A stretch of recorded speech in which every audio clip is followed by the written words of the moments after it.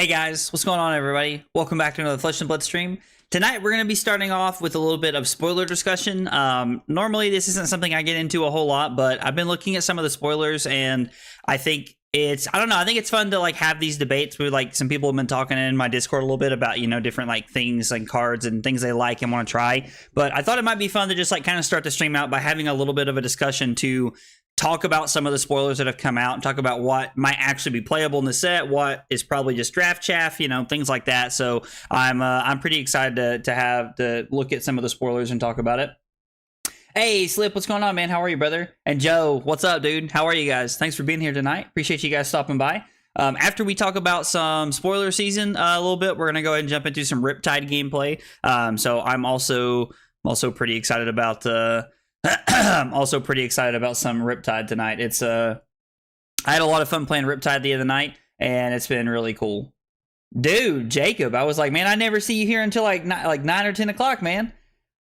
Hope it's a good reason you're able to be here at 7 o'clock. I was like, I know schedule changes can be good and bad, so I hope it's good that you're here at 7. All right, let's swap over and let's start looking at some of the spoilers here while we're here. Dude, Slip's not working a 16. I call that a W for Slip. Absolutely. All right, so I'm just going to start by looking at all the cards that have been spoiled today in the official Flesh and Blood Discord today. So we're just going to be running through all of those. So we're just going to be talking about those. Oh, dude, I'm sorry, man. Time zone difference. It's 1 p.m. Where? I'm trying to think of where you live at. That would be 6 hours behind me because it's 7 o'clock here. Where? Man. Woke up to some great spoilers. Dude, I bet you did, dude. I was like, the spoilers have been really cool today. I'm really excited to take a look at them.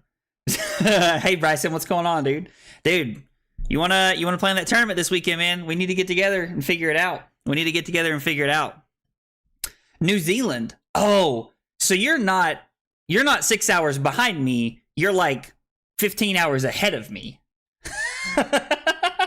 It's not like, yeah, no, complete opposite of what I thought. I forgot you were from New Zealand. You're like a whole day ahead of us. It's Wednesday there, right, Jacob?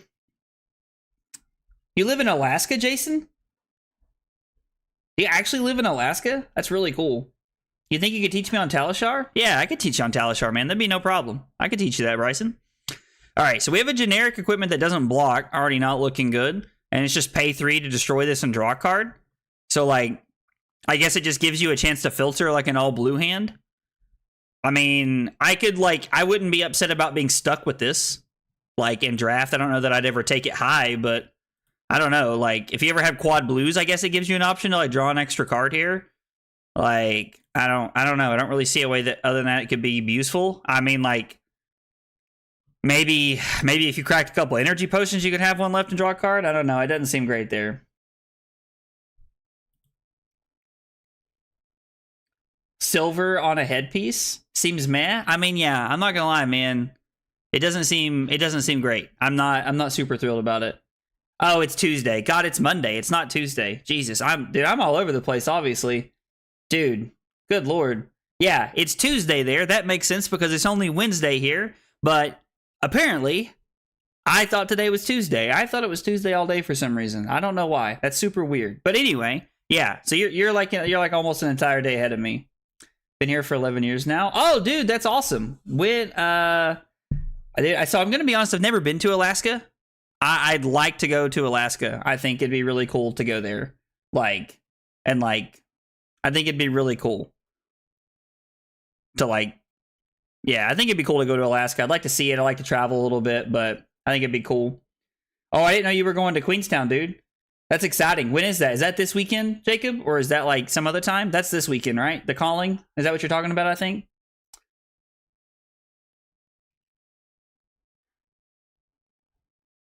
So, oh, you don't like the new headpiece, Trent? I thought you were saying earlier in the Discord you liked it. I must have missed where you said you didn't like it, man. Or has your opinion changed since we talked about it a little bit? Basically, you'd fit in with all the other bears. Yeah, I'm sure I would fit in Alaska just great. I love the cold weather. I've told it's like freezing in Alaska year round. I don't even know what Super Duper Fab is, but I like the name of that channel. I'll have to check them out. All right, so this says Temper. If you control a Might token, it gets +1. And if you control a Vigor token, so it's Guardian Legs. So basically, like, it gives Betsy the ability to, like, block 2 and then block 1. So it's like a situationally, like, extremely situationally better card than the one that gives Quicken that we're playing right now. I can't remember what it's called right now off the top of my head, but so, like, this card just seems worse than that because I can have the block on demand from the leg piece we're playing right now in Brute. I don't know. That's interesting. That could be kind of cool in draft, though. I could see that being, like, pretty good and limited. Oh, it's the same card down here. Brute / Guardian equipment. Blade Break 1, destroy this, create a Might token. I mean,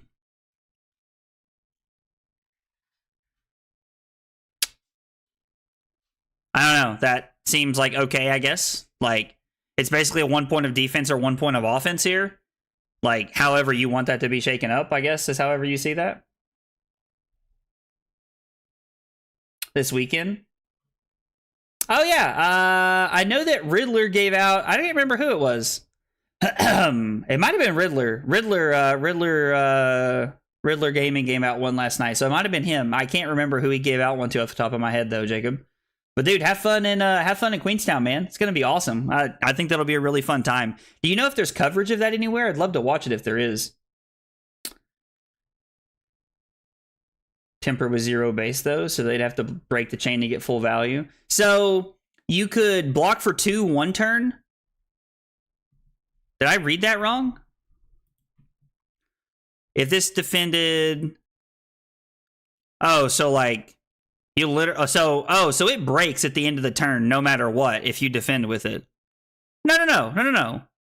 You can block for 2 if you have both the tokens, and then at the end of the turn get a -1 counter on it. And because you have the tokens at the end of the turn, it'll still be a 1 power. And then next time you have 2 tokens, you can block for 1 more, right? Slip? Is that not how that works? The new Brute arm piece. Ooh, I'm excited to see what the new Brute arm piece looks like. If you're already that excited about it, it's got to be pretty cool then. Oh, Savage Feats is running the coverage? Dude, good. I like Mansense coverage. That's his company, right? That's like Mansense, like coverage company they have. I really like the way they run coverage. It's really good. Warrior Equipment Arms. Oh, so they have a Brute one. They have a Guardian leg one, and then they have a Warrior Arms one. That's the same thing. Interesting. That's kind of spicy. Okay, so I have to admit, this is the one I've already seen today. This is the one I've already seen that I actually really like. This card is really cool because it blocks for 2, which is basically all it does. But, like, so the fact that it blocks for 2 is kind of cool. Like, I don't know, like, it's like, so I wish it blocked for 2 and then 1, obviously, but like Guardwell is pretty cool. Like, it's a pretty cool keyword, and like, honestly, like, being able to block and then also draw cards on an Art of War turn or an Tome of the Imperial Flame or like a cash-in turn is actually really insane. Like, we actually get a lot of value off of that card. I can see this card actually being really good into certain matchups. Like, maybe over Crown of Providence? I don't know. Crown of Providence is like filter whenever you want to. This card is cool because it just says draw card. So if you've blocked with this card and then your opponent plays like a cash-in or an Art of War, you could just crack this to draw a card and then look at your 5th card and decide what you want. Crown of Providence, like, I don't know, like, is a little bit different there. This is interesting. I don't know. I'm curious to see how this card actually sees play, because I think this card has a lot of really good upside potential. Also, I'm hoping it's going to be a cheap legendary, because I want to pick it up if I can. Oh, it looks like we got a set of equipment here. Oh, dude, you guys are going to get a Battle Harden up there? Dude, that'd be awesome. Honestly, I love traveling the world and, like, seeing all these, like, different parts of the world, like, to play cards. It's so much fun, and, like, it gives me such a, like, I don't know, it's just a lot of fun to see these different parts of the country and the world, and, like, being able to play cards and meet people. Like, I love being able to travel for stuff like that, man. It's awesome. Someone you think I should play? Ooh, so someone that I think you would enjoy playing, Bryson, would probably be Bravo. Bravo's a very, like, mid-rangey style deck. Like, he looks to, like, capitalize on big turns when possible, but he also really likes to block and play like a slower, grindier style game. So I don't know, Bravo might be a good place to start for you to start and look at. And the good news is that if you ever decide you want to play Bravo in person, I have the whole deck put together. So, oh, there's a mat of which art? There's a mat of the Balance of Justice art. Is that what you're talking about, Joe? Because that'd be a pretty cool art. That'd be a really cool mat to have, actually. That'd actually be a sick mat. Okay, what do we have here? Guardian equipment, arms, legs, chest, and head. This may only defend an attack if the attack's controller has drawn a card this turn. Has destroyed a Vigor token. Oh, wow. So it's like conditional 2 block on equipment? That is super interesting. That is like super interesting. Make sideboarding equipment. Like, I mean, don't get me wrong. Like, if you give me a chess piece, like if you pass me this and I don't have a chess piece, like I'm just going to take this. But man, like this thing would be insane against KO. Like the arms, it's just 2 free block basically because they make a might token every single turn pretty much. Interesting. That's kind of cool. That's kind of cool actually. Oh, it is generic. Oh, it's not Guardian. You're right. It is generic. Good call. Good catch, Slip. That's awesome that it's like just generic blocking equipment that's like situational. I really like the way LSS has gone with this. Oh, this is Bagel's thing. Let's see what he got. Guardian/Warrior. Does that say equipment? Yeah, Guardian/Warrior equipment chest. 1 Blade Break. Or destroy this and create a Vigor token. Go again. Okay, so like we're going to see like these random pieces where they have 1 Blade Break or you can make the resource. So the arm piece that we saw earlier was create a might token, and now this one is Guardian/Warrior and it makes a Vigor token. I feel like that's probably just always going to be block 1 most of the time, but oh, there's a much better picture right down here that we can see. Yeah, Guardian/Warrior equipment. So I mean, that's kind of cool. What is this? Stonewall Impasse. It's a Guardian offhand equipment that blocks 1. When this defends, clash with the attacking hero. If you win, this gets +1 until end of turn. Huh. Clashing heroes reveal the top of their deck. The hero that reveals the card with the greatest power wins. This is going to be really good in like Victor or Betsy. This will be really good in that. That is like really sweet, actually. That's like actually crazy good. That's like, wow. That's really cool. Like, because you get to block 2 and then 1 if you win. Like, that's actually really sweet. I like that card a lot. Lots of decent commoner equipment. Yeah, actually, I could totally see that. Really good commoner equipment that actually... That's cool that they're, like, fueling that. Because, like, being able to, like, play commoner a lot is, like, not something I've really seen a lot of. And maybe if we get more cards, people will be more interested in playing it pretty regularly. And there's stream elements randomly telling me I'm streaming in the middle of my stream. Happened the other day, too. Okay, so this is the Rhinar piece. I actually saw Trent sent this in the Discord earlier, and we were talking about this. So I like that it has Battle Worn, and then this is destroy this, draw a card, then discard a random card. So Trent was saying that this is literally just Skullhorn with block instead of AB, which, like, I think you have to pay 2 resources for Skullhorn, but I don't know. That's kind of interesting though. Like, I like the 1 Battle Worn style stuff is like kind of cool. Like, I actually really like this stuff. Oh, here's Sloop's spoiler. I'm curious to see what this one looks like here. Rhinar piece is okay. I think it should have beaten chest. I mean, so that's true. If you get to beat chest with it, that does make it way more interesting. Slip, that does, or not Slip, God, Slip. That does make it real, like, way more interesting in my opinion.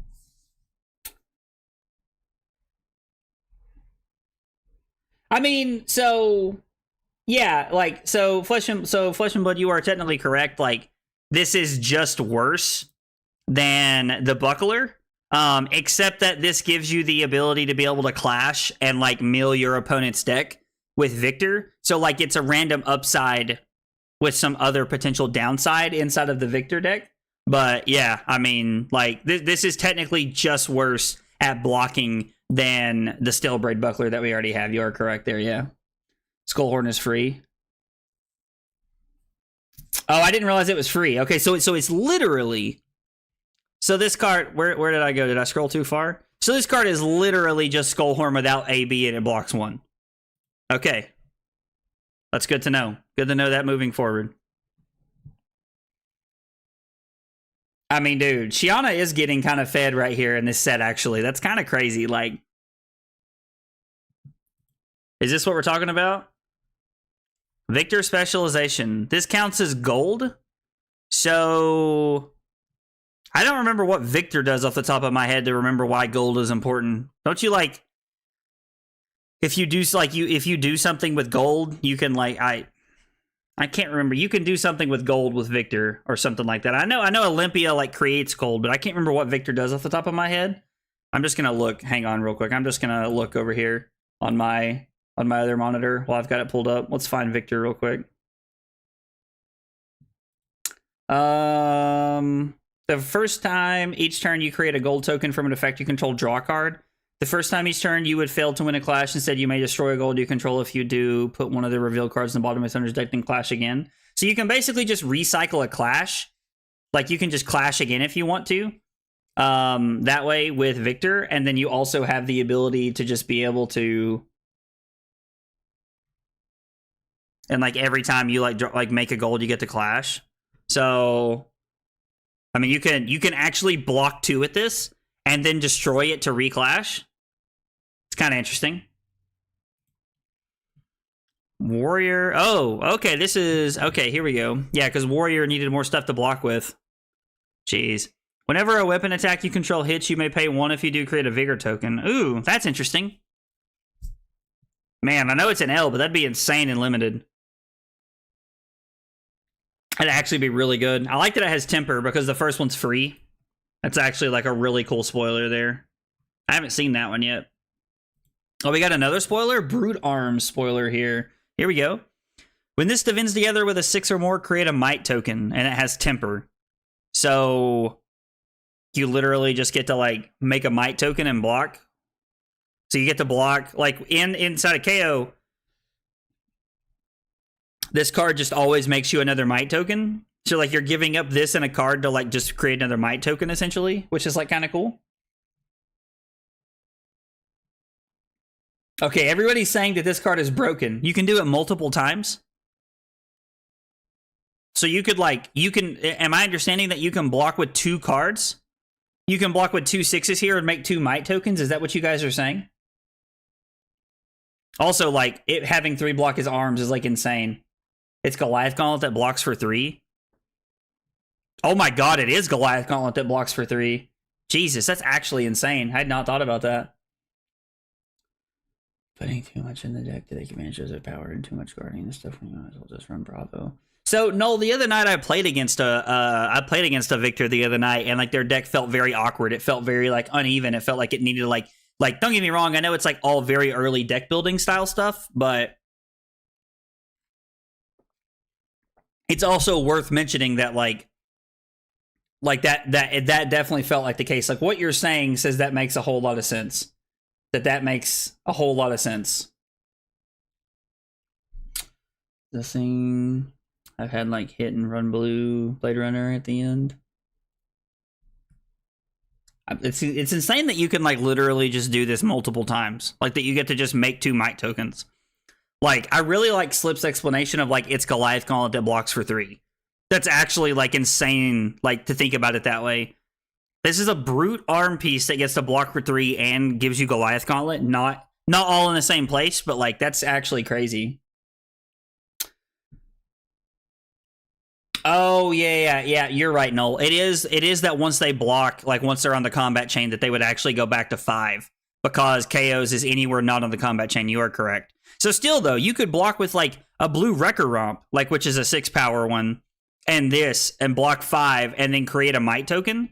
That's actually crazy. That card is going to be insanely expensive. If you see those cheap anywhere on release day, buy them. Buy every copy you can find. That card's going to be expensive. Knucklehead KO specialization. Okay. This is a Brute Equipment Head. It has Temper. Destroy this. Roll a 6-sided die. Until the end of the turn, your base intellect is the number rolled. So we're literally looking at the first hero that has the potential to have a 7-card hand. like without like playing tomes or random other stuff, you can literally roll a 6, arsenal a card, and have 6 cards in hand and 1 in arsenal. You'd literally just be playing Magic at that point. You just have a 7-card hand. That's actually insane. This is actually insane. Like, don't get me wrong, the odds of like rolling a 6 on this are like, you know, like kind of like, nah. But the fact that it blocks, you can block 2 and then break it is nuts. This is actually insane. Bro, that's actually insane. Yeah, Trent, I believe you didn't see that card because that's absolutely nuts. Yeah, dude, really, there's a lot of really cool cards out there. We actually saw your card on here first. We saw your card just a minute ago. That's so cool that you got a spoiler, dude. I saw that. I saw the video you posted talking about your spoiler, man. Is like it had like 1,000 views in like a few hours, man. That's really cool. I'm super happy for you, dude. That's awesome. Oh, the warrior chest is the one they're saying you can activate multiple times?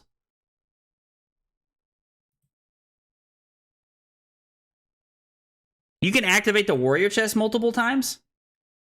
Is that actually true? Can you do that? That would be crazy. Dude, I love how everybody's like, dude, I never saw this. I never saw this. Like, I love how everybody like did not see this card. This is really cool. This is a really cool card. Like, don't get me wrong, we're falling back into like the same.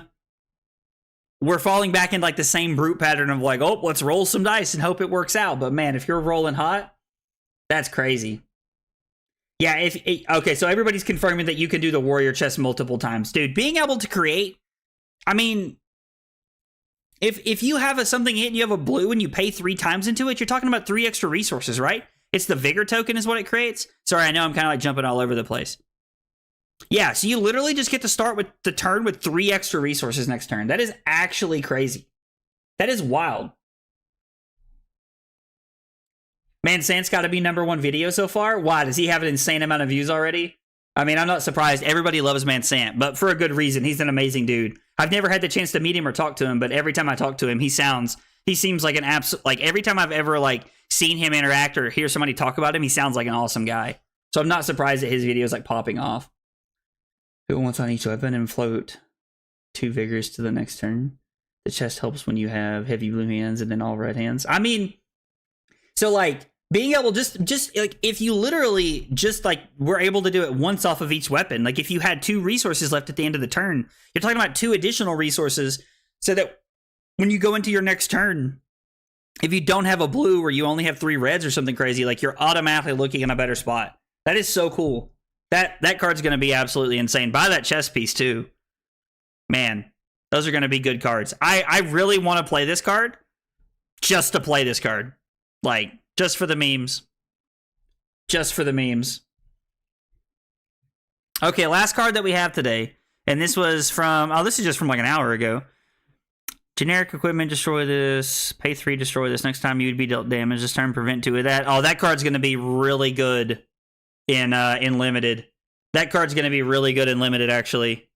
That's going to be a really cool card in limited. I mean, you're talking about being able to prevent 2 damage and keep a blue in your deck for like a deck like where like, and obviously this is going to be like a very grindy limited format in my opinion, but like this is going to be insanely good. Like that's going to be really good. Like that's crazy, man. This new set's looking really fun. Like this new set looks really cool. There's going to be a lot of really fun stuff in this set. Like everybody strap in. Everybody strap in. This is going to be.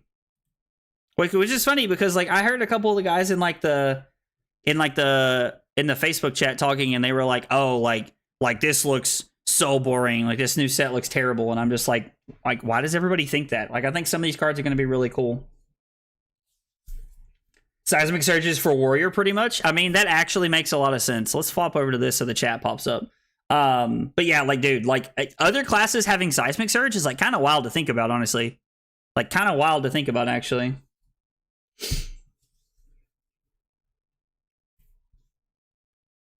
Yeah, on her free swing turns. I mean, that's true. Like if you roll a 4, you just get 4 cards, right? Like if you roll a 5, you literally go up in intellect. I mean, and if you happen to roll a 6, you're just living on cloud 9. That would be absolutely insane, actually. There are a ton of equipment in this set, Jacob. It's kind of interesting to see because it's like, how much is equipment going to affect this set as a whole? Like, how much is equipment going to like change how hard the draft and the sealed format is going to be? This really just makes me really look forward to Hartford that much more. Like, this is making Hartford look even better, I think, already. That is true, Slip. Vigor is better because it's not class dependent, but like, I think that was like one of the things that like Guardian kind of had to itself, is that it had free resources in a lot of ways. Other classes didn't have that, so it's kind of interesting to see that spread across other classes as far as like everything's concerned. That's really neat to see, actually. That is true. There is a lot of classes also. A lot of equipment, and I do like that there are like dual classes and generic classes, and then there are like some of them that are very class specific. So like, I don't know. I think this new set's going to be really cool. You are correct. Seismic surges and vigor tokens in Guardian are a real thing. Again, I don't know what it's going to look like, but I really think Betsy has the power to be like probably one of the better sealed and or draft decks to play, heroes to play in this set, just because of her overpower ability. Like, you have a lot of good equipment you can block with, but still, like, overpower, like, if you open a bet big and your sealed pool and you get to hit with that thing, that's crazy. Like, the amount of value you're going to get from that is insane. Like, absolutely insane. Yeah, I haven't seen a weapon specialization for Olympia or Betsy yet. Is that, I don't think that's come out yet. Has it, Jacob? I actually really want Olympia to be cool. Like, I'm just gonna be straight with you guys. I really want Olympia to be cool. Like, he looks like a lot of fun, and I want him to be fun to play. Like, straight up want him to be fun to play. All right, let's see if we got any games we want to join here before we go searching for one. I mean, let's play against Max. I don't really know anything about playing against Max. This guy's name is Your Mailman. I wonder if that's Mailman. Honestly, I really do wonder. Fatigue, Miracano, Dramai. I mean, let's just run the 68 card special here at the beginning. Part of me thinks we might want Rain Razors here, but I really don't know. Like, is Boulder Trap ever going to be any good? Probably not. Like, maybe we cut Boulder Trap and add in Rain Razors. Like, do they have anything that, like, really pumps up their ability? I don't think they do.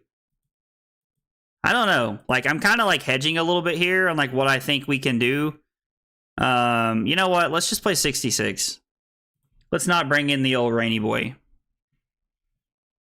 The only reason I'm cutting the Boulder Traps here is because I don't think that this matchup is set up on Drew's list of things we should be playing here. Still missing some specs. Yeah, I mean, don't get me wrong. Like, when you say the battle axe, do you mean like decimated great axe? Is that what you're talking about? Like, are you talking about like in CC? My opponent leads on a high octane. Okay. I mean, the good news for us is that we have two pieces of equipment that we can just block with.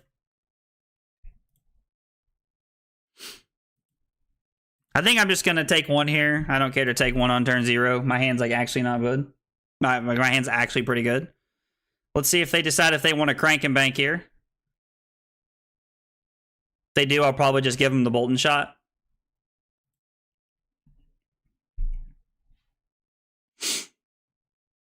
So, play pre-med, pitch Bolton shot to activate Dreadbore, load the drill shot. I alternatively could play pre-med. Maybe I'm supposed to play pre-med, load the Bolton shot, and then pitch Fealty Trap to load the Dreadbore to give myself an extra shot at hitting Ponder, and also, like, an extra shot at, like, trying to get some of their equipment out of the way here. I don't know. This could be a pretty good block pretty early for us. I mean, yeah, yeah, Bryson, I think it looks like a good set so far. Honestly, like, it looks like a really fun set so far, Bryson. Like, I don't know because we haven't seen it and everything, but, like, it does look really fun. Oh, there's still events at Hartford that much. Oh, dude, Riddler, it's gonna be so much fun, man. Like Hartford is gonna be a blast, dude. I was very on the fence about going to Hartford for a while, and like I'm so glad that I made the decision to go to Hartford. Like Carly really pushed me to go, so I'm very glad that she did because it's gonna be a lot of fun. I'm really excited. It's gonna be a very long weekend because I am actually what the heck? That's interesting. Bolton shot for 5, I guess. No, Lord, I'm all over the place. So, pitch, searing shot.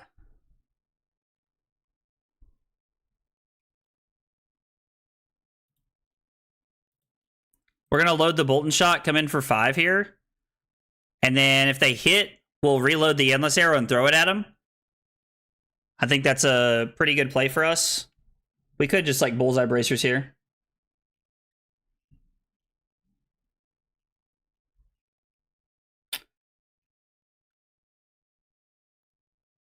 Yeah, man. I was like, dude, I will definitely find time for us to play this weekend so that you can have time to learn before this weekend. Because like I think it'll be good. Like we'll find some time to do it. Are you working from home this week, Bryson? Like, are you in a spot where like are you in a spot where like you're working from home, and so like if I'm at home hanging out, we can play? Am I supposed to just collapsing trap this? Leave him with 1 card here? I don't know, honestly, but I'm going to do it because I really like playing the collapsing trap. Collapsing trap is just honestly insane. Plus, like, maybe we randomly get cards that, like, he doesn't want to discard there. Oh, he's going to activate Heart. I actually really like that. I don't really know if we have a plan for when they flip into mech, if I'm being honest. If I'm just being 100% honest with you, I don't really know what the game plan is for that. This is a list that like Drew completely put together for me to play, Robert, so I'm kind of just like playing the list and trying to learn a little bit about Riptide this week and having a good time along the way. Honestly, that's kind of been my my game plan here from day one for moment one playing this deck, is that we're just trying to have a good time and see what feels good to us. Pack a lunch. Oh man, yeah, dude. I think Hartford's gonna be a blast, dude. Yeah, I'm sure they are planning to set up the mech here. Like, I just don't really know what we can do about it to a certain extent. Like,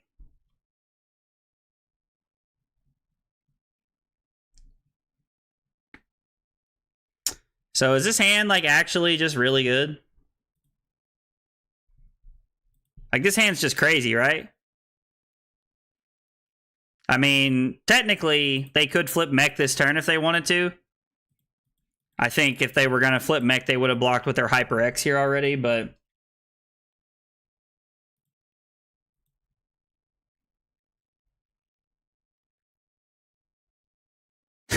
Drill shots? I mean, drill shots do actually seem really good into this deck. So, if I play Seek and Destroy and play Bolt and Shot for 6, I can then, if they let us hit, like, I guess we could reload, but there's no reason to, in my opinion.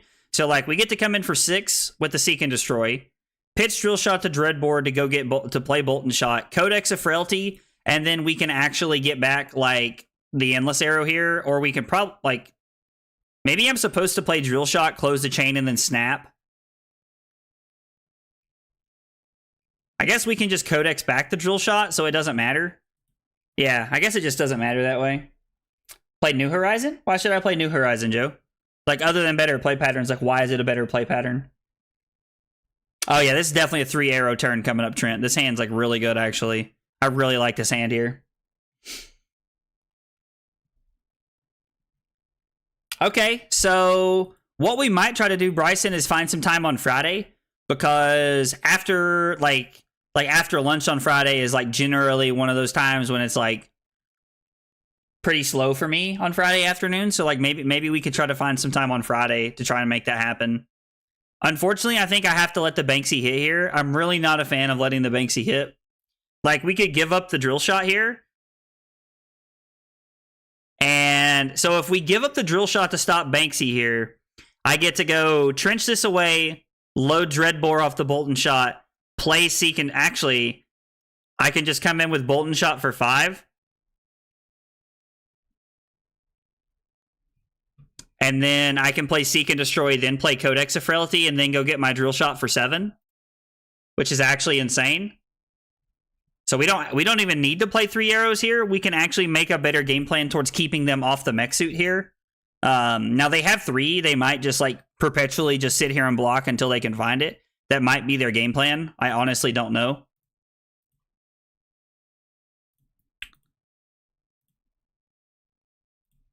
I think 2 arrows in blocking is probably a little bit better of a play here than throwing 3 arrows, maybe? I don't know. I'm open for discussion to what you guys think about that. Play Seek and Destroy. We can load this. It doesn't matter. And then we get to play Codex of Frailty.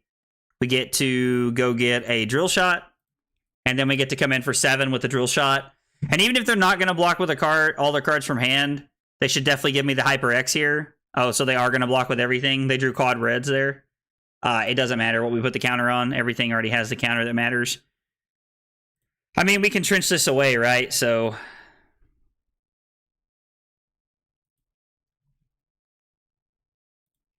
we do get their arsenal. I wonder, are they playing mech suit and boom grenade? I mean, we haven't seen a mech suit yet. Like, they could just not be on the mech suit plan here.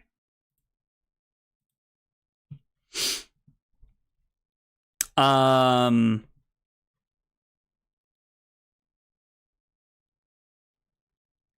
could load Remorseless and then Bullseye and Snap and then Bullseye Bracers the Infecting Shot. I don't think that's the play I want to go. I think we're just going to load the Remorseless. Or is it better to load the Infecting Shot? I think it's better to load the Infecting Shot. And then we can actually just pitch the Tar Pit. No, let's pitch the Remorseless. We'll Arsenal the Death Touch and keep the Tar Pit Trap in our hand. Because the Tar Pit Trap gives us the ability to... deal some damage to them if we need to.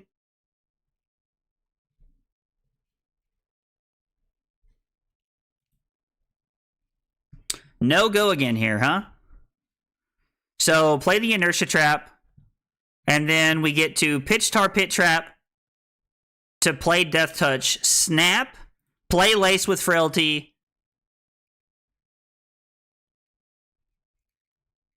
and then go get an Infecting Shot, which is actually cracked. And then the Codex lets us keep an Arsenal here. We're just going to play the Inertia Trap because I think Tar Pit Trap is going to be better here.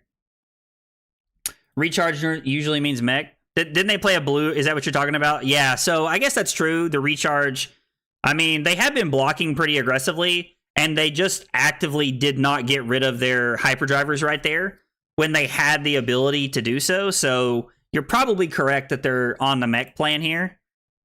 Man, my computer is like, I'm super laggy right now. I don't know what's going on. I'm being very careful when I click, though, because I despise thinking that, like,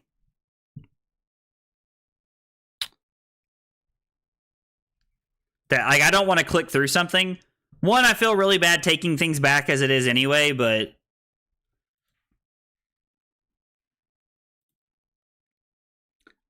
so I like the idea of being able to get the Death Touch back, but if this was a pre-med, I would, but like considering that we have the Lace, I think I need to go get the Infecting Shot, and then I can come in for 8, and they can't actually stop all of this unless they have like double Sync Below in hand, which seems highly unlikely.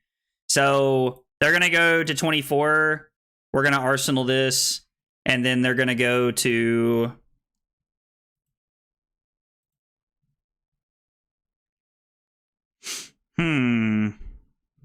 This does not seem great for us. So let's trench this away. I mean, I can bullseye bracers in the searing shot here, but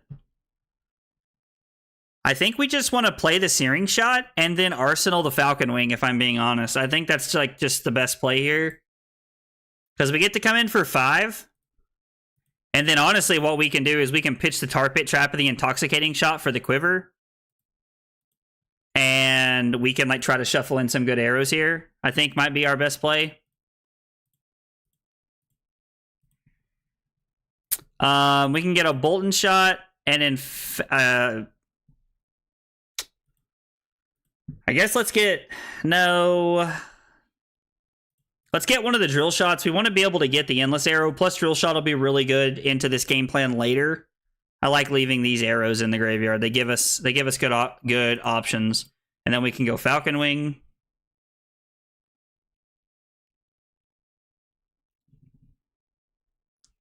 So play Falcon Wing.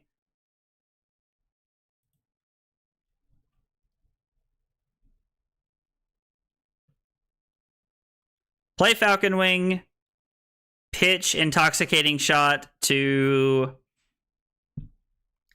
Dreadbore to Bolton Shot for 4. If it hits, we get to reload the Death Touch and then come in for 6. And then arsenal the Falcon Wing. So I think it's correct to take 4 here. Maybe we're supposed to block with a card because it's probably not likely that they're going to give us an extra card here. They are really playing to the mech suit here. We need to do as much damage as we can as fast as possible. And the problem is that they only need to keep 2 cards to flip the mech suit. So, like, it's not like...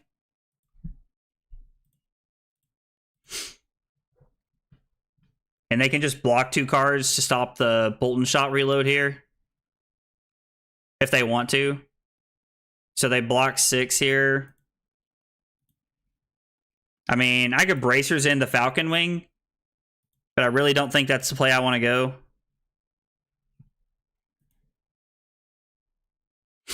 Five go again. So 5 go again.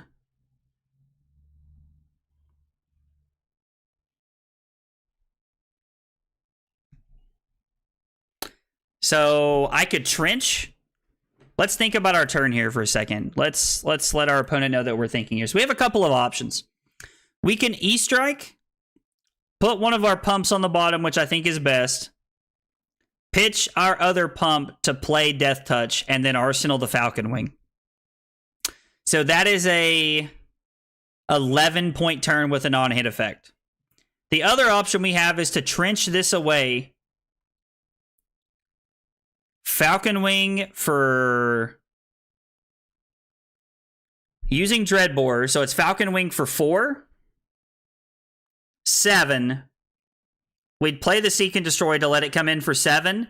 And then we could E-strike for 7. So it's technically 14 points to do it this way, but we end up off of an arsenal. And our opponent has to give us multiple cards here.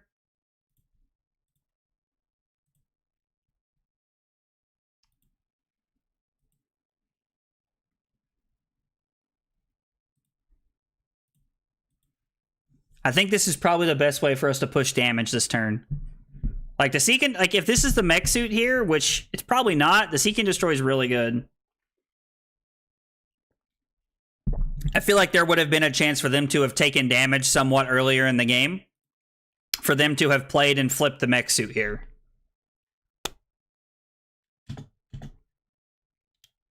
Okay, maybe it is.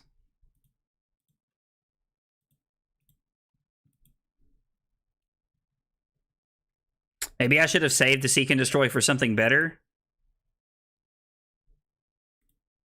I was like, are you going to galvanize one of those to block 4? I would be surprised if you were going to, but seen crazier things.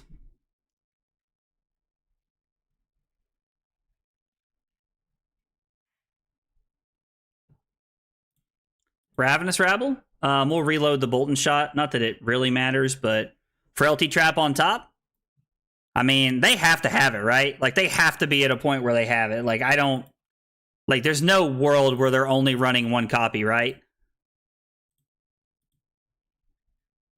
I'm probably supposed to come in for 7 with the Drill Shot here and then arsenal the Bolton Shot. I think that's actually a better play. because I set myself up for a go again hand next turn.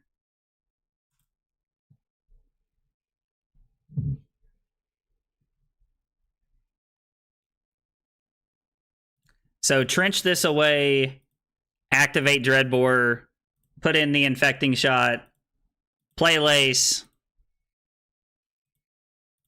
pitch Sink Below to come in for 9. They'll give me 3 cards and keep a 0-coster if they can. They have a 2-block in their hand, they might have to give me all 4 cards.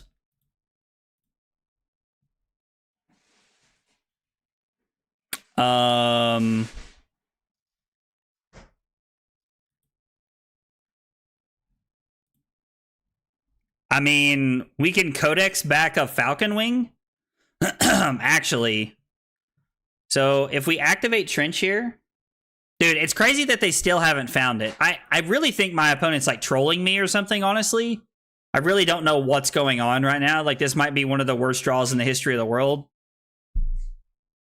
So if I play Codex here, I can go get an E-Strike, come in for 5, go again, activate Dreadbore, load the Endless Arrow, discard the Tar Pit Trap.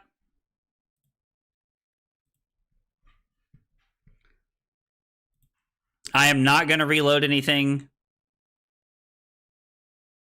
I mean, I could Death Touch here, but like, I think that E-Strike's just the best card here for me.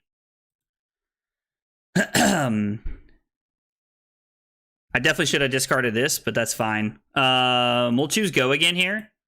We've already used Snaps, so I mean, like, I think, like, if they have it, they're gonna keep 2 cards.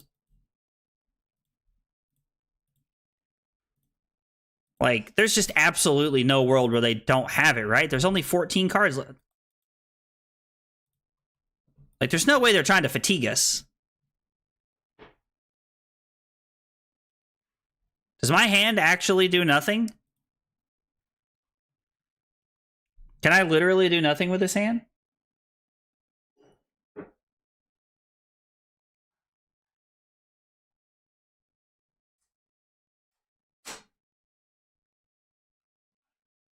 Sorry, I'm not sure what you mean, Joe. I'm trying to read your message. I'm not exactly sure what you mean.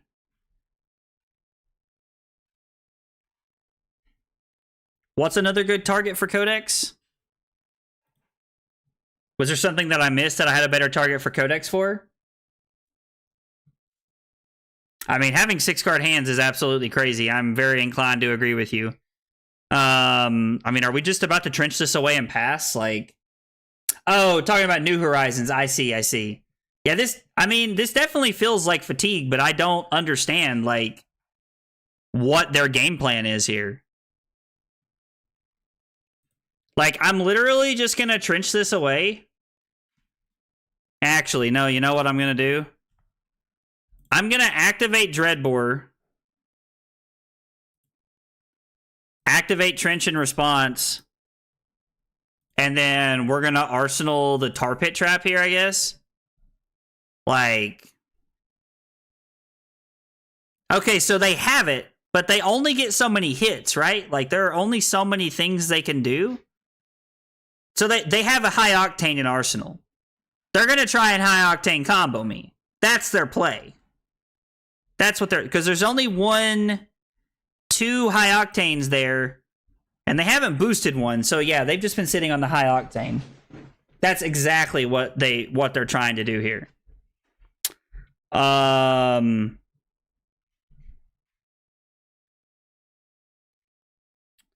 Play Tar Pit Trap and Inertia Trap.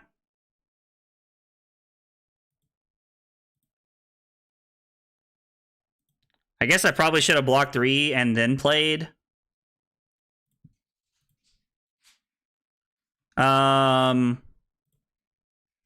No, actually, that's just wrong. I'm sorry. Sorry, opponent. I'm still trying to learn my deck here. I'm going to play Rabble, load the Bolton Shot, attack with Bolton Shot. Arsenal to Sink Below. The good news is that we have a lot of traps, so we can try not to take damage, and this only gets 7 things. Like, this only gets 7 turns here. Yeah, no, Joe, sorry, it's been a minute, buddy. I completely forgot about that. But yeah, no, that, I mean, like New Horizons is an insanely strong card. I 100% agree with you. It is a very, very strong card.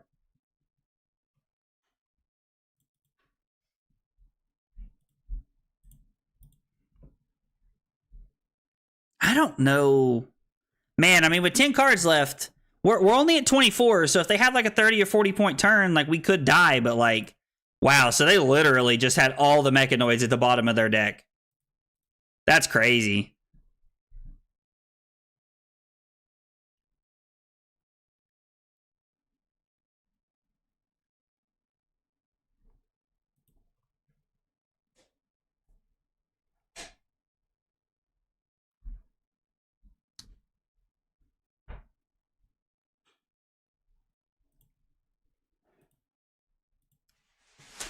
I mean, I'm just going to play the Sink Below. No.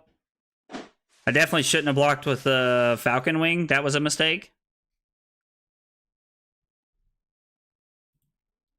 I mean, it's fine. We'll force a card out of their hand. I wonder if they're going to try and fatigue us now. I don't even know if that's possible for them.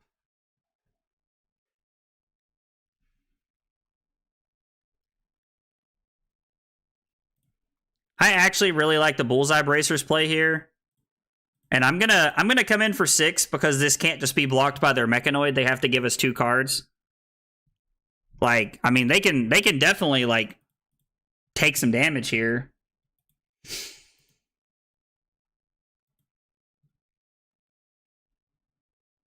That actually makes a lot of sense, Joe. I could definitely see how that could be really good in this hero, actually. That would actually be, like, insane. Yeah, thinking about that now, that would actually be insane. Like, being able to have the like, 4 and 5 card hand setups would be really crazy good. So Frailty Trap's looking real good right here. We're going to agree to take 1 damage here and play the Frailty Trap. Hey, Mason with the hydrate. Mason trying to keep me, making sure I'm staying upright. I appreciate it, brother.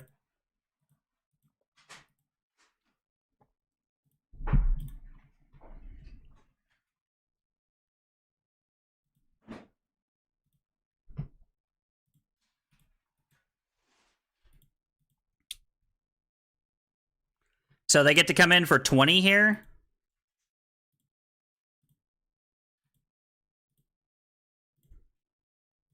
I was like, we're hoping to find another 2 block here, or another 3 block here, but...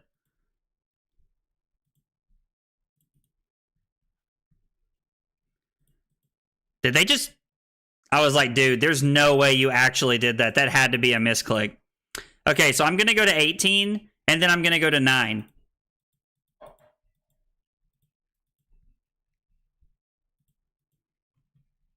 And then they're going to have 2 shots left and 2 cards in their deck. I mean, right, they only get 2 more shots at us here with this thing, so I think we've actually managed to fatigue them. Especially with this Frailty Trap right here. Like, I think we've just done it. I think this is it. Like, I think we're good here considering we're at 9.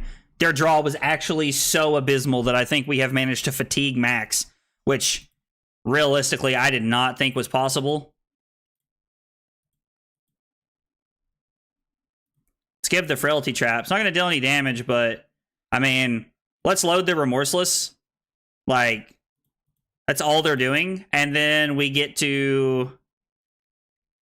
And then we get to attack for 5 right here. Like, this is actually really good. Because, again, the mech suit just doesn't block this. So they're forced to take damage here if they want to do anything. Why did they Arsenal a card? I mean, again, this doesn't do anything, but...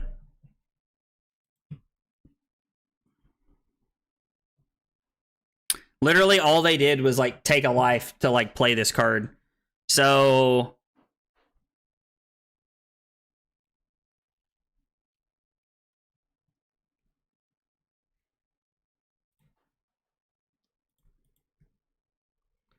Alright, well, that's game. So now what we're going to do is I'm going to pitch Remorseless to load Drill Shot for 5. Considering that they can't block just the mech suit and block this out here.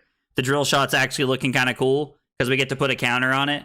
And then we get to Arsenal or Spike Pit trap, and then there's just nothing they can do because we still have attacks left.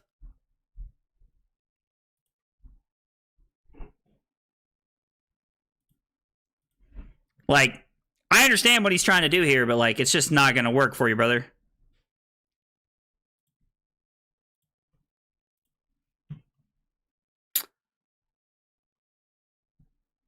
So what, this thing blocks for 2? Like...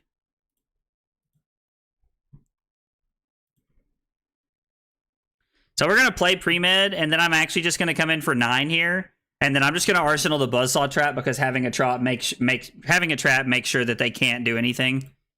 And then, I mean, we'll give them a pox because, like, it kills them faster, I guess. We'll arsenal this. And then we get to unblock Intoxicating Shot, and we get to play our trap here. Not that our trap matters one way or another, but...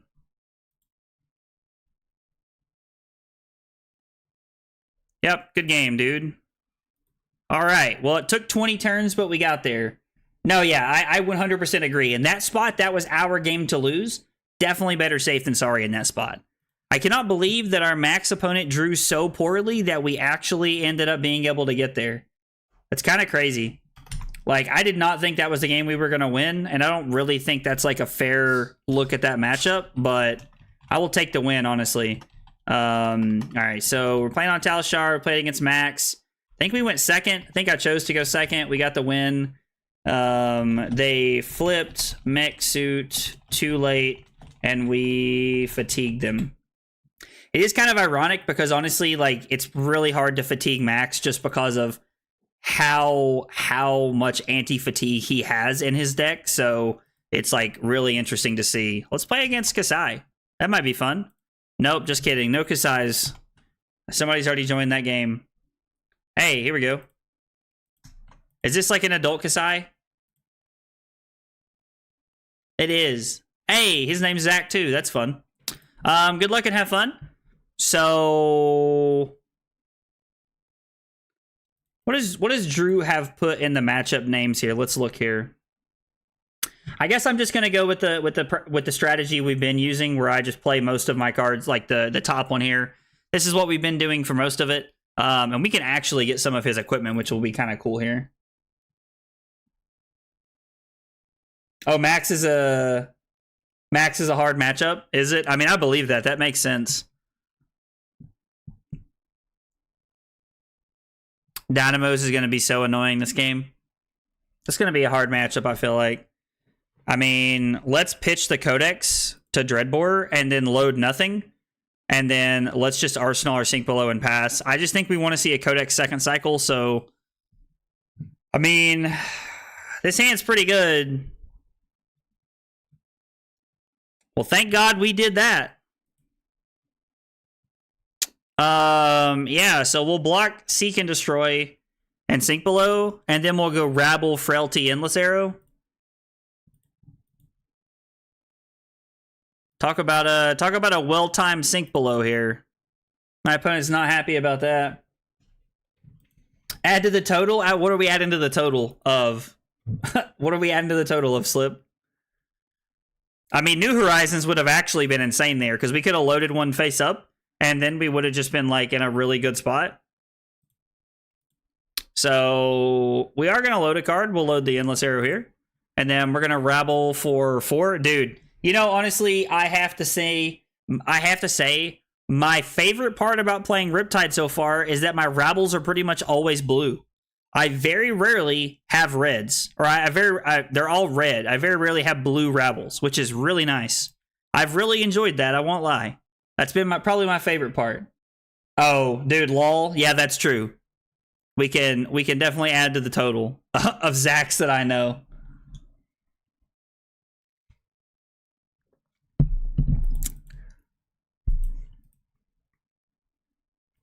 Okay, so our opponent blocks out here, which I think is a smart play from them. I think I'm just going to take whatever they do here, if I'm being honest. Like, I think I'm okay to just say no blocks, because I can pre-med, load the Death Touch, pitch Bolton Shot for 9, and then Arsenal the Bolton Shot, which is really cool.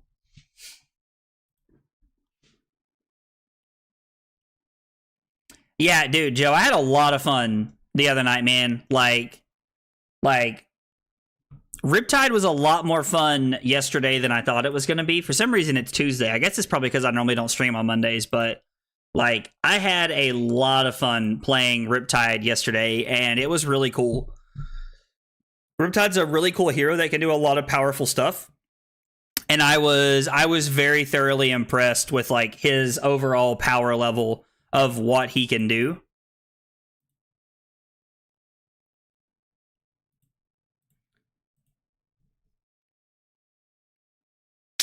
I like coming in for 9 here because it forces my opponent's hand.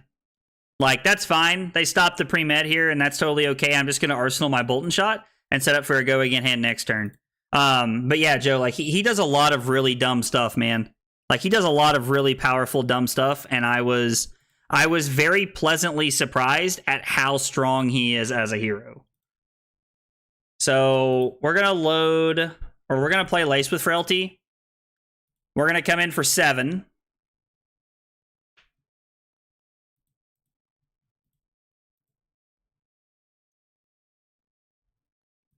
Okay, my opponent obviously decided they wanted to block this here.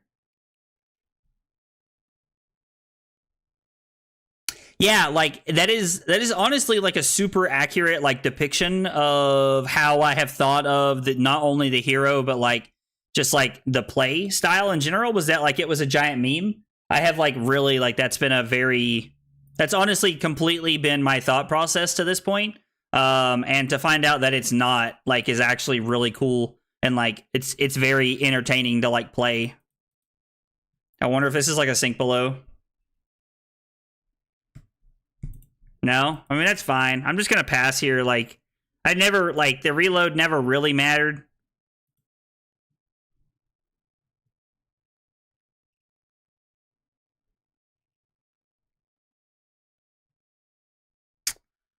If you do draw a card.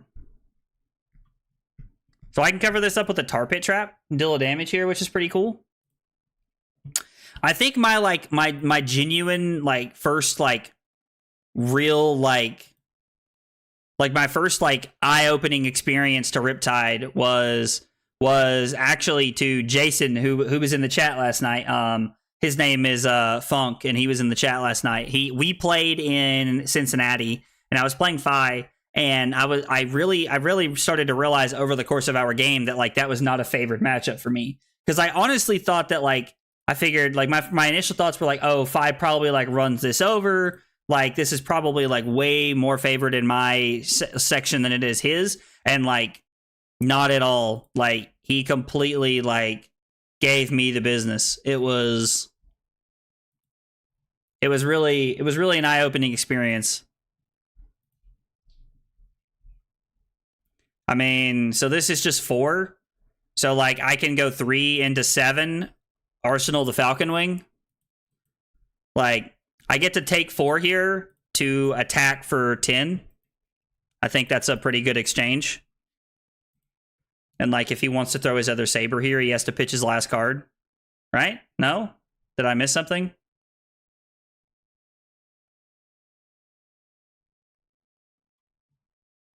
Oh, if you've drawn a card this turn? What did he draw? Oh, he drew... Oh, okay, I see. I see here. Okay, so, I mean, this is fine. Yeah, no, like, I think I honestly, after playing Riptide a little bit, it really just confirmed for me that... like, that Riptide has a favored matchup in Defy. So like, cause I've played against a few Fis, and like I have like won every single time. I don't think I've lost a game to Fi yet that I can remember anyway. Somebody could correct me on this. We're gonna go buff power here, just come in for 7. Start to like try and put our opponent on the back foot here. We'll load this card. I mean, I guess they never know what it could be technically, but Codex just gets them back nourishing, right? Well, I guess... Oh, they can get rid of their cards, actually, so they can just turn on Nourishing there if they want to, which is actually insane. Like, they can just always turn on Nourishing, pretty much, as long as they don't have more than 1 or 2 attacks there.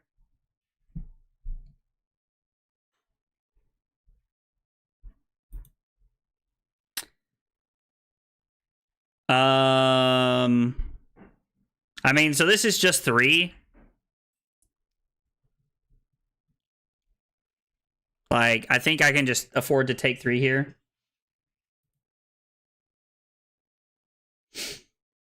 Oh, 100% Slip. That's so true, man. Like if you have played a lot of a hero and then you turn around and play against it, you will immediately be in a better spot than like other people playing into that opponent or playing into that hero just because you have so much experience on the hero. You know what they do, like you know what they're capable of. So I can just buzzsaw trap this, right? Like, and we're just good here. Yeah, I can just buzzsaw trap this here. Deal a damage, stop this. And then when they come in with the second Centauri Saber, we block with Intoxicating Shot. Activate Trench, play pre-med, load Death Touch, come in for 9. This deck is like so much fun. There's so many cool lines you can take with this deck. And it like really like is like a pretty like thought perplexing like hero to play. To be fair, almost every single hero in Flesh and Blood is thought perplexing in my opinion. Even the Oldham Bravo style decks where like you're just blocking and swinging the hammer still requires an intense amount of thought. Oh, it's for 5. So I mean, we're still just gonna. So we were taking 3 either way. So this is just a card out of my deck. So actually, it's just better to take. No, I'm sorry. We're taking 5 or we're taking 3. So I can go to 15 and then attack for 12 this turn, basically.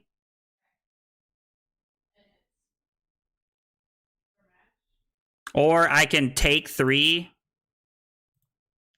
stay at 17, and then attack for 9. I think we need to attack some. I think going to 15 is okay here to like try and like swing the tides a little bit back in my favor. No pun intended, but it hit me after I said it. I did not mean for it to come out that way, but it definitely hit me after I said it here. Hey, what's up, King? Dude, I've really been enjoying Riptide. Riptide is a blast. He is a lot of fun and offers a lot of like really interesting lines, in my opinion. I've thoroughly enjoyed playing Riptide to this point. He's a really cool hero and really fun. And yeah, Troll, we're on the Riptide train right now, man. He's been really cool.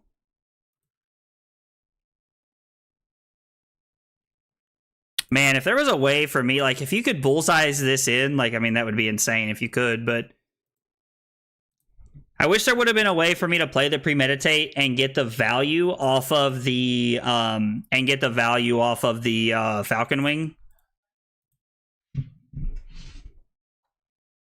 I really like Death Touch for 9. Death Touch for 9 is honestly like super powerful. It's like dumb powerful, honestly.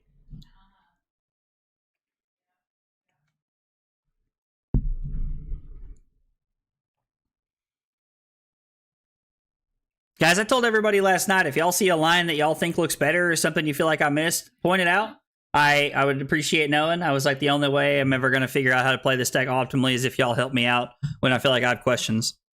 Wow, their hand must be insane. They must really like their hand if they're giving me Tunic and everything here. Like, that's a lot of equipment block there. Very surprised to see that. Very surprised to see that.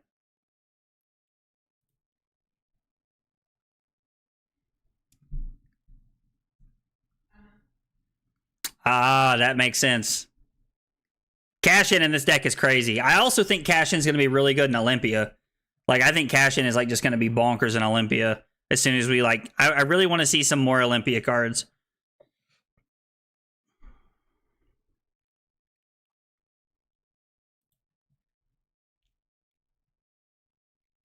Rutro Raggy. Haha. I'm in danger. This is not good for us. This is not good at all.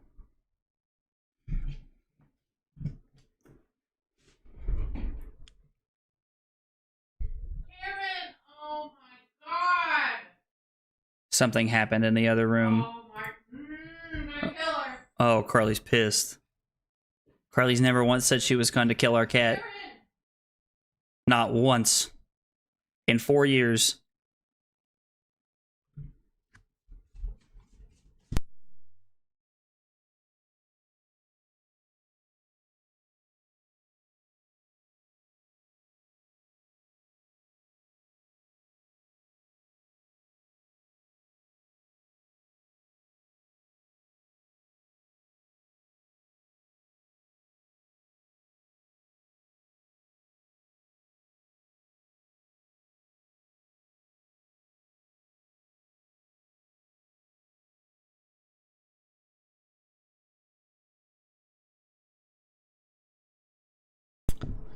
Okay.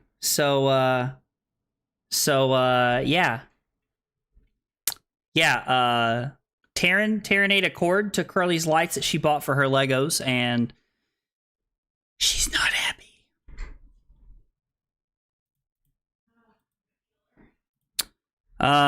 So Saber for 5. Like, I think this is, we can just sink this, I guess.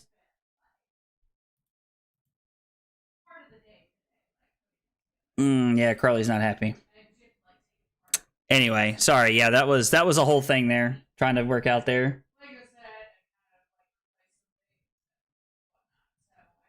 I mean, dude, Death Touch for 10 would actually be crazy. That would actually be a wild play there. Oh. No, nobody's being burgled. Nobody's being burgled. Thank you, Nathaniel. Thank you for that. I assume it's the same one. I really wish it showed me which one I was looking at here. Did I just give up a point of block by not blocking the sink below? We'll go to 7 here. I think this is fine. Like, I mean, we can have a pretty strong turn here. If I keep this, I can actually go Lace, load the Searing Shot, Snap, Codex. So let's do this. Let's just go to 4. I don't think this is correct, but there's too much happening right now in my life for me to focus on what's going on. So this doesn't have go again. I mean, I guess I can just sink this, right? We need I guess Steelblade Shunt actually doesn't kill me. It's the only deck I've ever played where Steelblade Shunt can't kill me.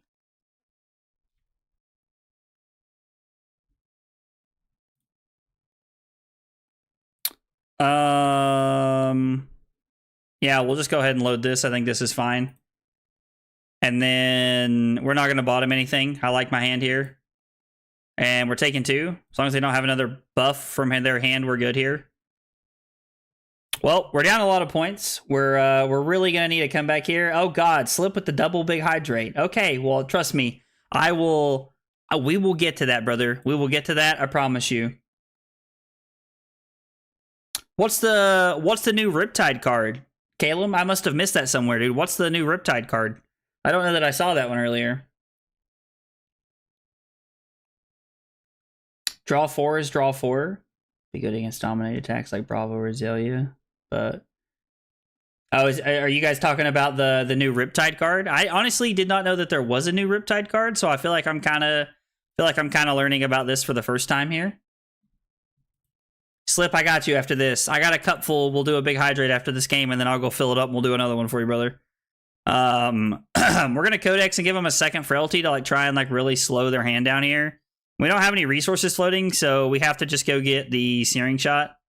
Yep.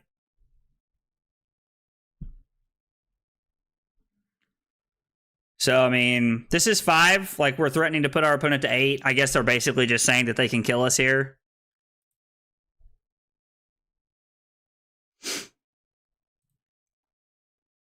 Ponder. Gourd Tome. That's species spicy.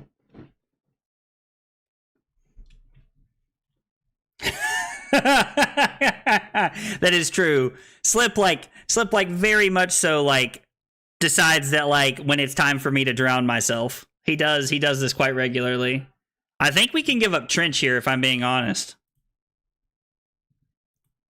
I like our traps, but I don't want to give them up on something like this.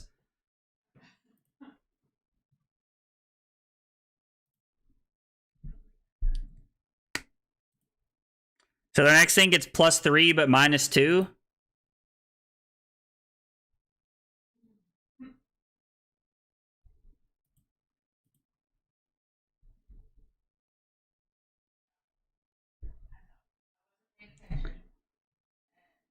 I don't think I'm supposed to crown here.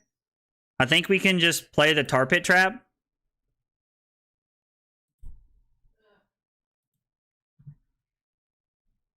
I was like, we get kind of punished by Glint here. It would have been better to give Crown thinking about Glint, but... New Riptide specialty. You can pitch for X and check for... Oh, Billy was telling me about this card the other night, actually. That card does seem kind of cool. I mean, it does honestly kind of feel like a meme, but like it does seem pretty cool. So this is for 7.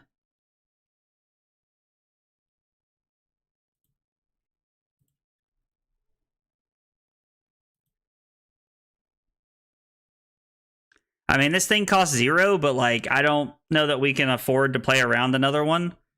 Like, we're probably just going to have to give the Frailty Trap here. I don't think there's a card we want to put on the bottom. Like, Rabble into Drill Shot is threatening lethal, technically, so...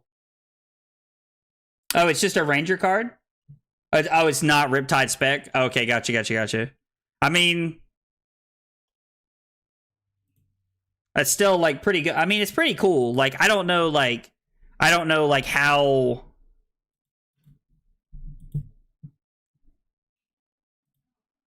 I don't know how actually crazy it's going to be, but it does look kind of cool, I will say that. All right, so we got a regular Hydrate for Slip coming.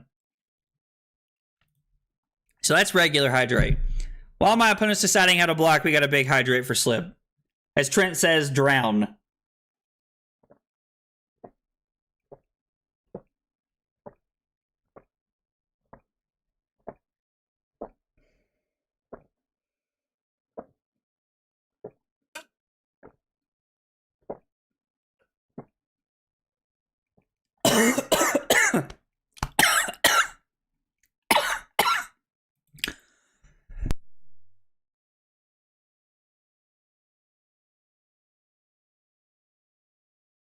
Oh!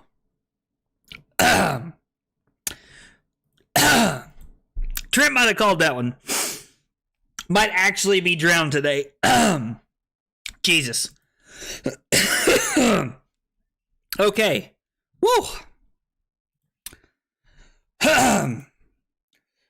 Oh, anyway.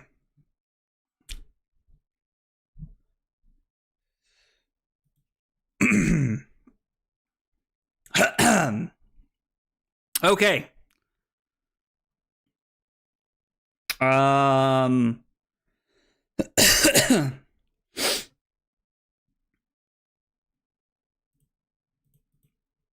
Anyway, yeah, we might actually be drowning today. Okay.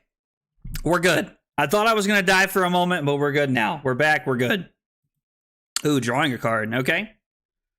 Yeah, I'm good. I'm good now. We're good now. That is true. Nathaniel is a nurse. Water's not supposed to go in your lungs, but, you know, it happened to me anyway. It's a lot of damage.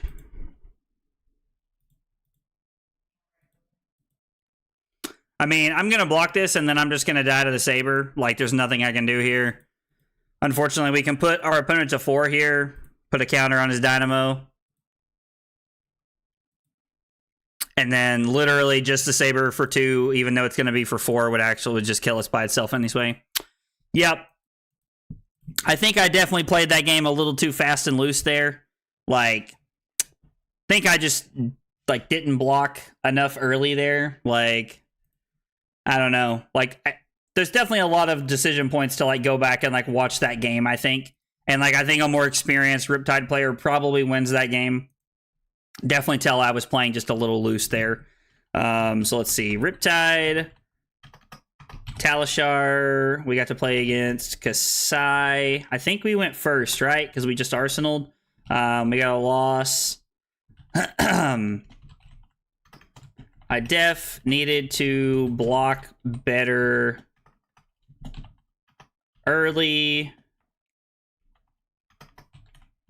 Probably would have won that game 20 games from now. Watch later. Okay, so I'm gonna put that I probably win that game like 20 games from now, because I think that's a pretty fair assessment. Like, I fell behind pretty early, and like we really tried to crawl back at the end of the game there. And I just played a little bit too loose early on, and that really cost me some points there. I mean, yeah, we did have a 14.25 AVPT, which is a really good AVPT, honestly. Yeah, Justin, we were talking about the set earlier at the beginning of the stream, and the new set does look really cool. Like, I think some of the new cards are really cool, and I think Limited's going to be a blast, honestly. I think Limited's going to be really cool. The more I see of the set, the more I'm really excited about Hartford. Like, I think Hartford's going to be a blast of a weekend. I'm super excited for that. Okay, I did go first. Because you were going to race, you just race through it if you can block out the copper and gold generators. So, do you think that there's more thought to me blocking, trying to block and keep her off of copper and gold troll, as opposed to just trying to play the racing game? Because I don't know that Riptide just races very well. So maybe being able to keep her off of copper and gold's the way to go. Yeah, dude, Caleb Kasai's really cool. I think Kasai's really cool and offers a lot of fun patterns too. Figuring out the new heroes is going to be really fun. I'm really excited for it. Yes? Okay, so you do think that's a good play? Okay, well, we got one more drowning coming, courtesy of Slip here in just a second. So I'm going to pee real quick because the water is going to run through me. I'm going to fill up my water, and I'll be back in just a second. Thanks for hanging out tonight, guys.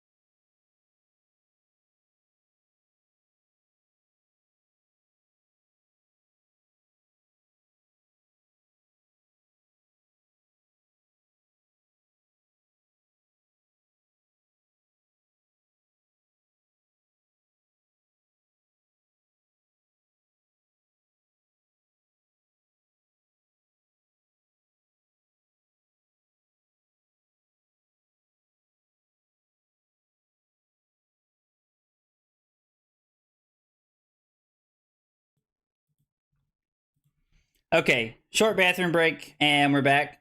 She can't do blood on her interns like that. She doesn't have copper. Yeah, that's very true. That's very true. Ooh, so you blocked out with your hand to really stop copper or gold generation? That makes a lot of sense, Joe. Heard you Dude, Andrew, what's up, man? I haven't talked to you in forever, brother. What's going on, man? How you been? You been doing okay, man? Feel like I haven't seen you in forever, man. All right, let's see. We got one more big hydrate coming for Reload Talishar. What? We got one more big hydrate coming. Come here, Zach Agroblaze. Oh my god. Well, we're definitely joining this.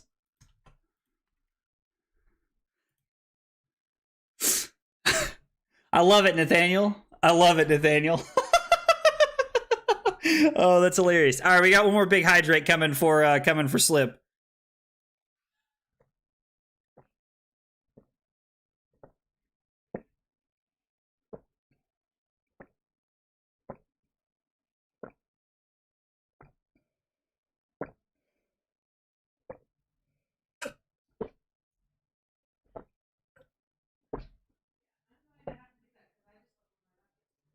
Oh my god. I swear. It gets harder and harder to chug these waters. So you gotta let me pick the go thing? Whoa. That was weird. All right. You think about it, her pump cards are just vanilla rate. The on hits. So how do you guys keep tempo? Oh god, excuse me. How do you guys keep tempo and also play into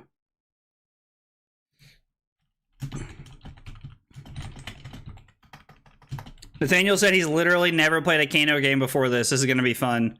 All right. How do you guys block everything and still keep tempo would be like my big question that I would ask like Troll and Joe to like really stay on that. Hey, Hizote, what's up, dude? How are you, brother? You doing all right, man? Stay hydrated, brother. I'm doing my best. Obviously, the chat is trying to kill me, but I'm staying hydrated. I'm calling you out after this one. Dude, I'm in. Let's do it. I'm sorry, is that Absorbent Ether? Is he like trolling me right now? What is happening? Nobody plays this card. I will have to say I did hear him and Alexander like kind of like playfully arguing about this card when we were in Cincinnati a couple weeks ago.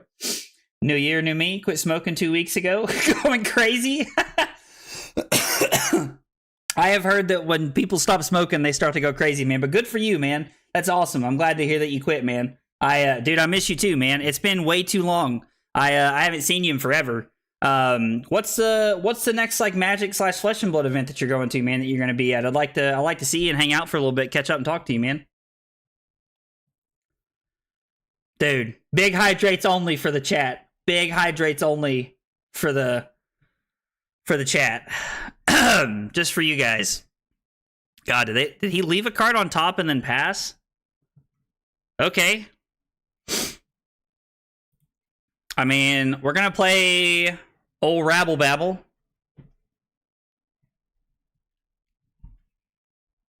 And Nathaniel's like just gonna be like, haha, you're dead. Oh, would be terrible, but it'd be hilarious, honestly. We'll reload in Falcon Wing. Because Falcon Wing has go again. Hey, 4. You'll love to see it. Only 4s around here. Let's go Riptide, my new favorite hero. Nathaniel's always gone crazy, bro. That's Nathaniel's MO. Heard you like brain freeze? What? Are you talking about me chugging water, man? Oh. Dude, are you serious, Callier? Is that a real thing? Like, is Absorbent Etho... Is Absorbent Ether, like, in Kano? Oh my god. What is happening? What is happening? Oh my god. And Callier's telling me it's not a meme. I say that. I don't know. I don't know a lot about Kano. Oh man, this is about to be nuts. The next card you play this turn with an effect that deals arcane damage instead deals that much damage +2. So it's like essentially trying to be a 1-for-6, which is above rate. So it's pretty cool. Oh, here we go. Rating most demand delay of resource generation and keeping tempo by swinging forward a bit like Bravo, asking for 2 cards or equipment. I mean, that's fair. Like, I guess just like blocking and throwing 1 arrow is a way. I didn't want these. I forgot to take them out. That's hilarious. He didn't even want the Absorbent Ethers in this matchup, and he just forgot to take them out. Dude, Nathaniel's killing me. Nathaniel's hilarious, dude. He's so funny. We're totally going to put a counter on this Tunic, big boy. It's about to be Tunic time. Counter on the old Tunic there, big fella.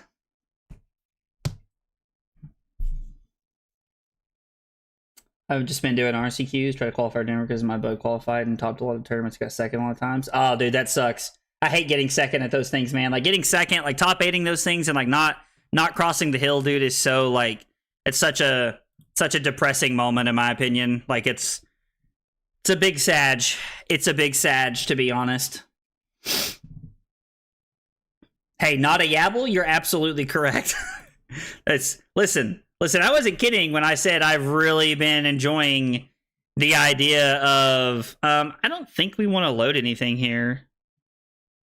I don't think we want to load anything. I think we're just going to play Blood Rot, and then we're going to pitch Intoxicating Shot to use Dreadbore, and then come in with a Searing Shot, having 2 floating, and then we're going to Arsenal to Seek and Destroy, so that we can try to set up for a more explosive turn with a 5-card hand. But yeah, no, I mean, yeah, like it's... Alright, let's see. Yeah, it's probably my favorite part of Riptide is that it's pretty much always Rabbles.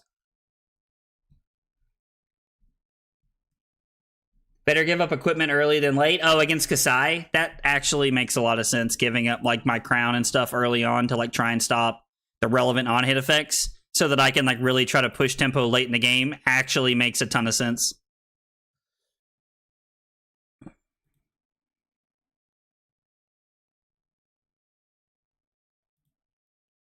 I mean, I guess we're just going to take 4 here. I don't know. I think we're just supposed to take 4.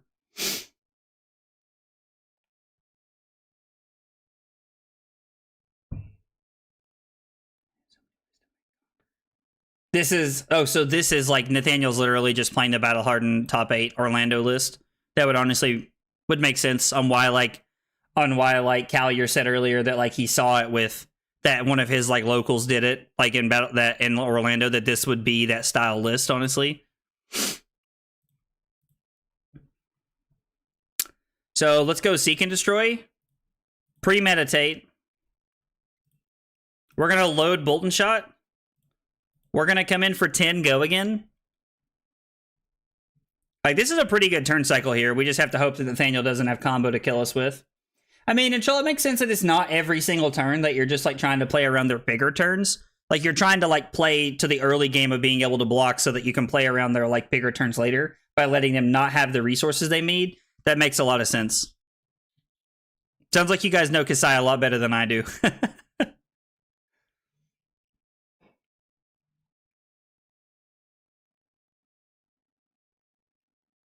Oh, dude. Like... So it's crazy to me that they've had like 2 and of course how every single time that Nathaniel said D-React's killing me. That's hilarious. I can't wait to talk to him about him leaving the D-Reacts in here. Every single time you got 4th, it would have been a 2 slaughter. And every single time you came in 2nd, it was a 1 slaughter. That's always how it goes. Is it dependent upon... excuse me, attendance size, Andrew? Is that what we're looking for?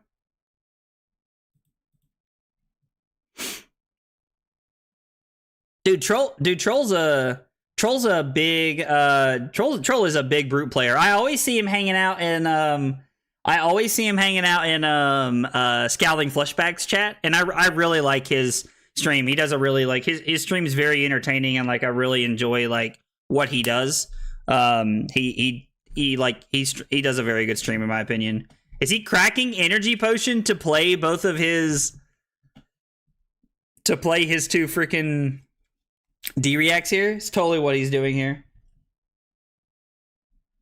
Oh, they do it at the store level, like depending upon like the kind of store it is. That's really neat. That's really interesting, actually. If you get 2 slaughters in your area, you guys must have some pretty big Magic stores, Andrew. Oh, that's cool. It's cool he recognized. Oh, that's awesome, dude. That's really cool.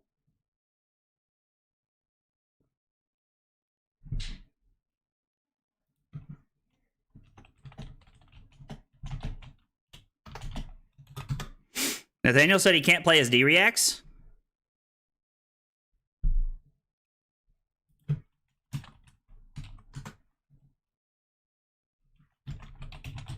Dreadbore. I realized. Yep. See, I knew it. I knew you guys are gonna get to me. I knew you guys were gonna get to the chat before I could say it. I knew you guys were gonna beat me to it. It's the second I said that I realized what was going on. Yeah, I was gonna tell Nathaniel to undo the E-Pot.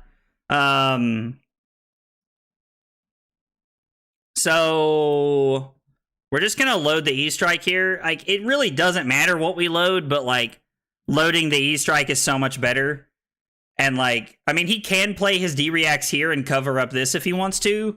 But like, I mean, I don't know. He might just play one of them. I don't know, like he can play it now because the Dreadbore is only arrows. So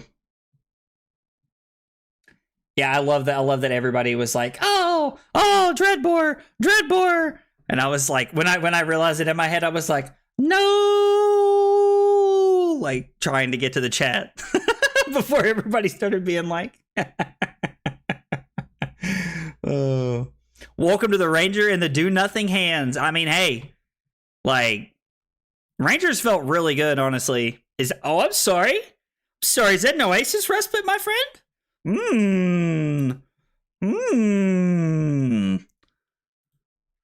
Oasis respite's looking pretty good.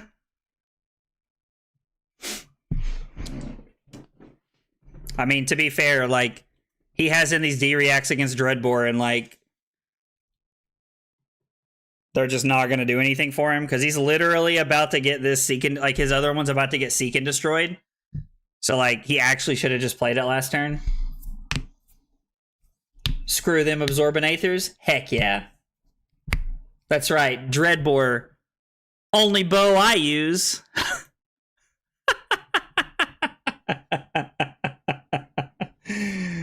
Oh. Yeah, that's right. We're taking Kano straight to the Oasis. 100%. I'm curious, like, if there's a better way for me to play my hand here.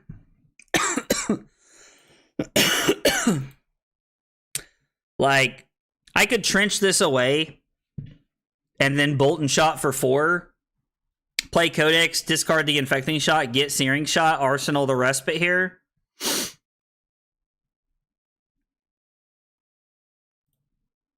Like, that doesn't seem like a bad line of play.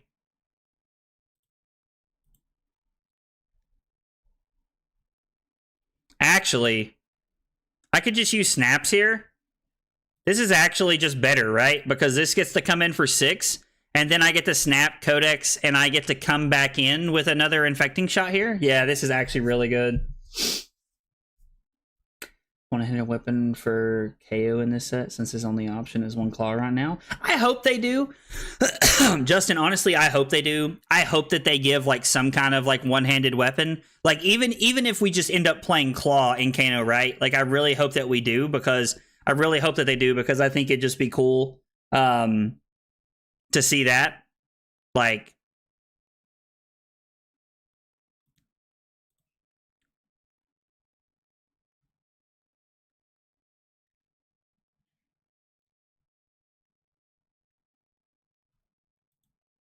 uh-oh. I completely did not think about this at all. Uh-oh. This was oopsie number 1. I think this was the best. I think this was the better idea here, was that I wanted to keep my Oasis by playing the Bolt and Shot. Well, we definitely made that mistake. Oh well.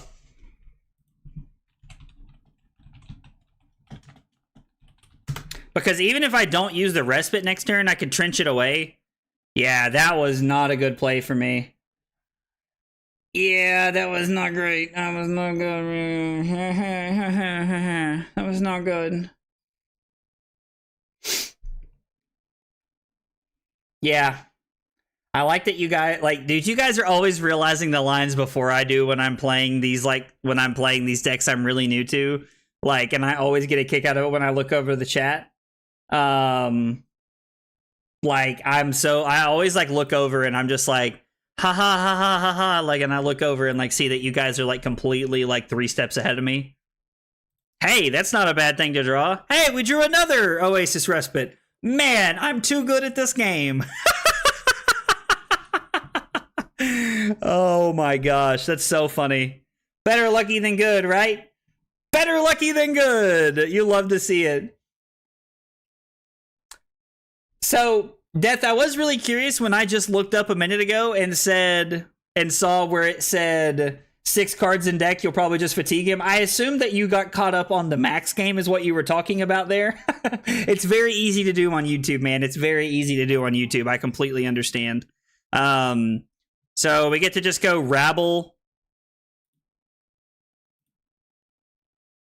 into pitch Rain Razors to play the Death Touch. And then we can arsenal the Respite here. Man, if he does go for combo this turn and we have the Respite,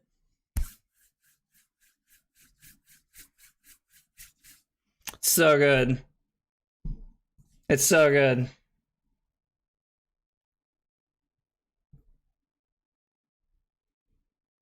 The God of Cards is definitely looking down on me right now. Drawing into another Respite was actually like a wild play. Was actually a wild play right there. We'll just pitch the Rain Razors. That way, if they do go for something, we have the one floating from Respite. We can AB one and just play the Respite and just stare at Nathaniel.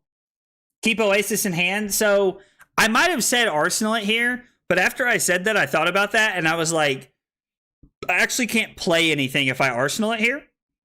So I need to Arsenal the Endless Arrow in hopes that I can actually keep a hand. Like actually still play a hand and keep the Respite in hand, which is kind of crazy. Because, like, I'm used to, like, leaving it in my arsenal and playing from hand, but, like, Riptide just offers different lines. And being able to trench away to gain a resource is so insane right here. The picture you saw was too blurry. What did I miss, Justin? What picture was too blurry? I mean, trench this away.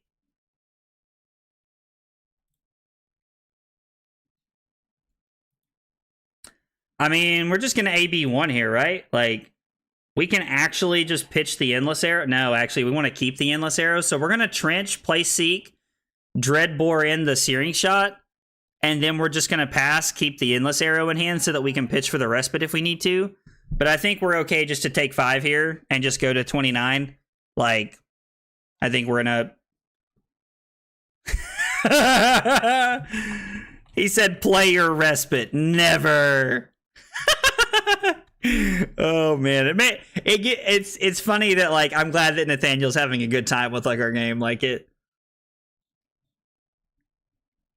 it's so much fun to like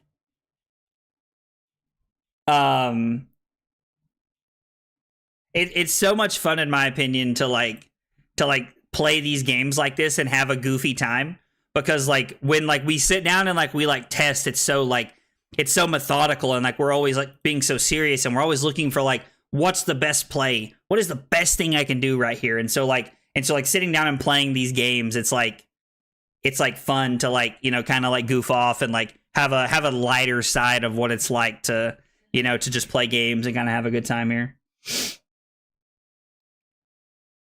Oh, you talking about the weapons troll? All the weapons are one-handed, right?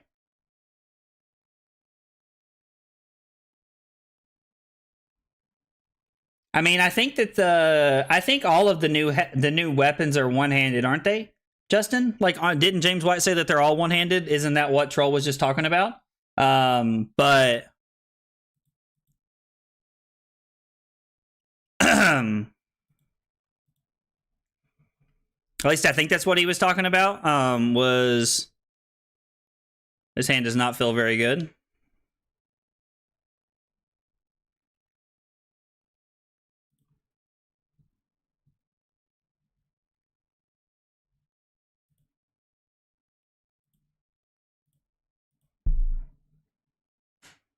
Yeah, this hand doesn't feel good at all. But yeah, so like there's not any I hope there's more. I hope there's more weapons coming, honestly, because they all feel kind of mediocre in my opinion. Like they all just kind of feel like pretty mid. I hate drawing this trap, honestly, but like it's fine because it's a blue. We're just gonna throw this and then like we're just gonna arsenal the trap here if Nathaniel just like blocks with a couple cards, because we just want to we want to keep the Respite in our hand, and like Nathaniel knows he can't go for the combo pretty much ever here. Honestly, am I just supposed to like activate this? I don't think I'm supposed to. I think I'm just supposed to pass, keep the priority and play it safe here. Not let Nathaniel do any kind of like, no shenanigans over here. Well, maybe shenanigans. Maybe weeble shenanigans. Actually, we have a really cool line here where we could like, whenever you play a card from hand, that's actually really cool. So we could like leave, we could like trench this away, leave one floating for the respite, play Rain Razors, reload Falcon Wing, come in for 5, snap Bullseye Bracers into Endless Arrow, which is actually like an insanely powerful play, I feel like here. Would have shot the Endless, so you can Arsenal it back and keep Searing to pitch the net +2 value. So I think because I missed when you said that, Hazote, I'm not sure. I know which turn you're talking about, but I don't know how I would have netted 2 value off of keeping the Endless Arrow there, or after playing the Endless Arrow instead of playing the yeah, instead of playing the instead of playing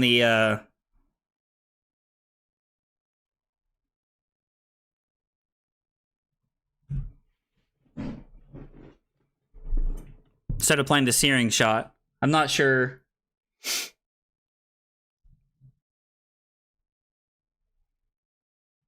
I mean, if you're talking about CC death, I agree. Like, nothing looks absolutely insane. Like, everything looks kind of fine. I build a KO deck with Ball Breaker just to giggle. Oh, gotcha, the original. Okay, I got you, Justin. I do hope that they give us a cool weapon for Olympia, because Olympia, like, looks like without some newer cards, like Olympia looks pretty lame, to be honest. Like, doesn't really look like he's doing too much, to be fair.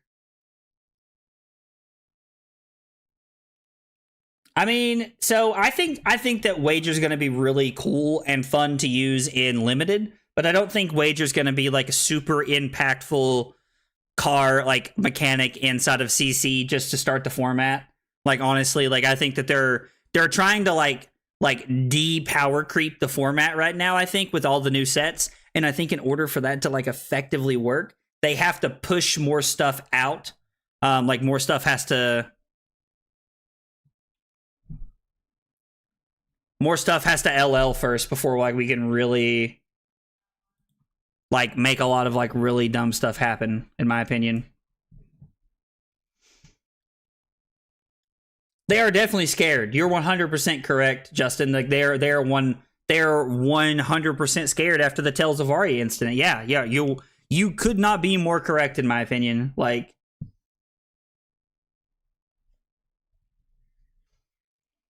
Wage Agility and KO seems really good. That's fair. I mean, I do like the idea of playing Berserk. I think that's a fun card. Pretty high rolly, in my opinion, but it is kind of fun. Wage Agility and KO, huh? That's kind of interesting. I mean, the go again is very important. I mean, it is ironic that both of the heroes I enjoy are pretty close to LL.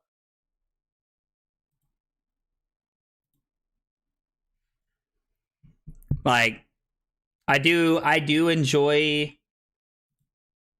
I mean, yeah, we'll just go to 23. I do enjoy playing both Dash and LL. Or... Dash and Phi. Those are both very fun heroes. Those are like really the 2 main heroes I play. I'm gonna have to find another hero to like try and play. Run the wages? Ooh, okay, so maybe Trent and Troll are onto something here. Why do you want the wages inside of KO without the ability to be able to, like, the wager cards without the ability to be able to...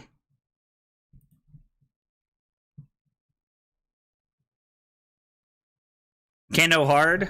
So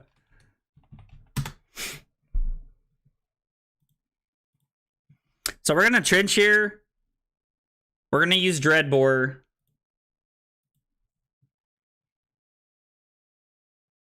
We're going to load the Endless Arrow, and we're going to throw Endless Arrow for 4. Or for 5, I'm sorry. We could have loaded the Falcon Wing, came in for 4, Bullseye Bracered in this, but then the only option we had was AB1. Now, maybe it's worth it after we take at least a card of Nathaniel's hand. I'm not sure here.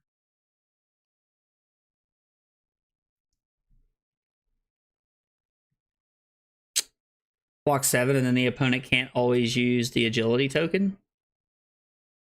I mean, so I guess that makes sense. If they're blocking, they can't really make great use of the agility token in certain spots. Yeah, Andrew. We're talking about like the new set for Flesh and Blood and like the new mechanics and stuff in the new set, man.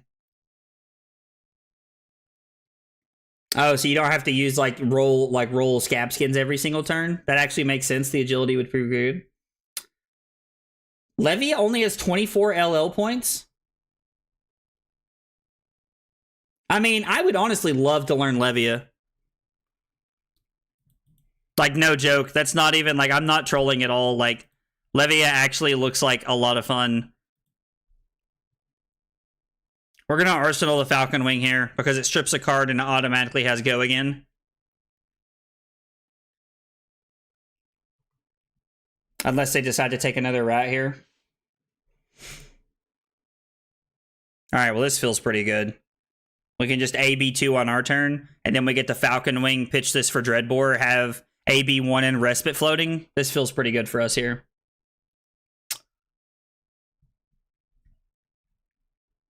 Yeah, so if you're talking about KO, like, I completely agree, Justin, because, like, you don't have a lot of... There's not, like... KO has solved the consistency problem of just, like... Are just trying to, like... Like, you just solved the consistency problem that Brood has had for a long time, and that's what I really like about KO.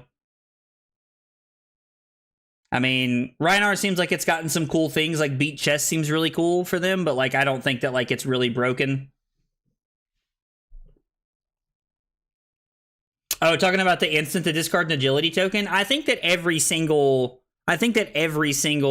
like, Rhinar, like KO deck is playing those automatically, Hozote. I think so. Yeah, being able to instant discard a card. I actually had somebody give their claw go again by discarding a yellow one when they were playing KO against me the other day, which was really cool.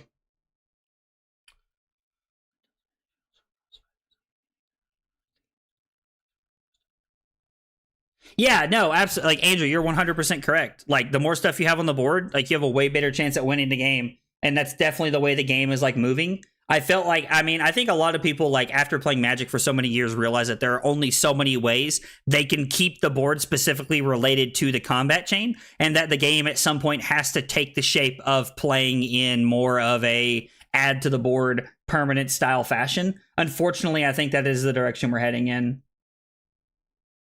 So, Death, I think there's actually a way to play Levia. Like, I think really good Levia players don't really...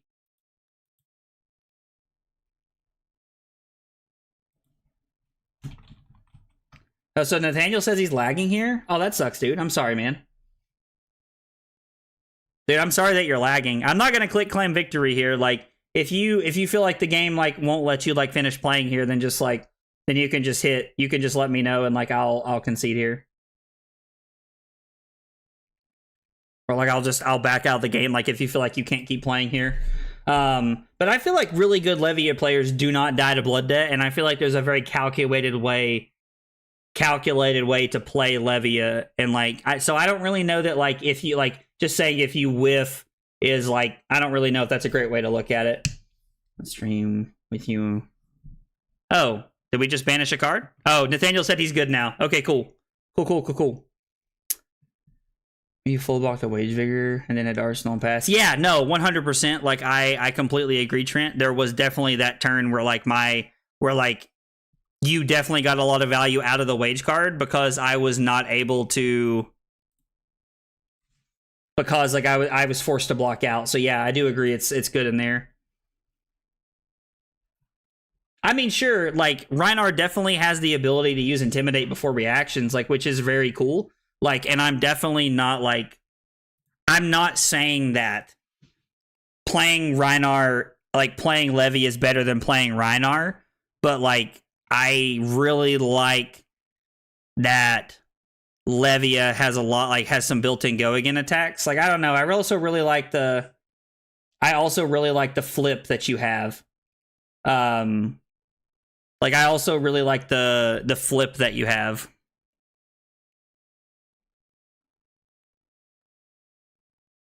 Like the flip cards, like the Levia Redeemed and the Blasphemate and things like that. I really enjoy that style stuff. Did he just pass and not want to block? Like, did he just pass and not block here?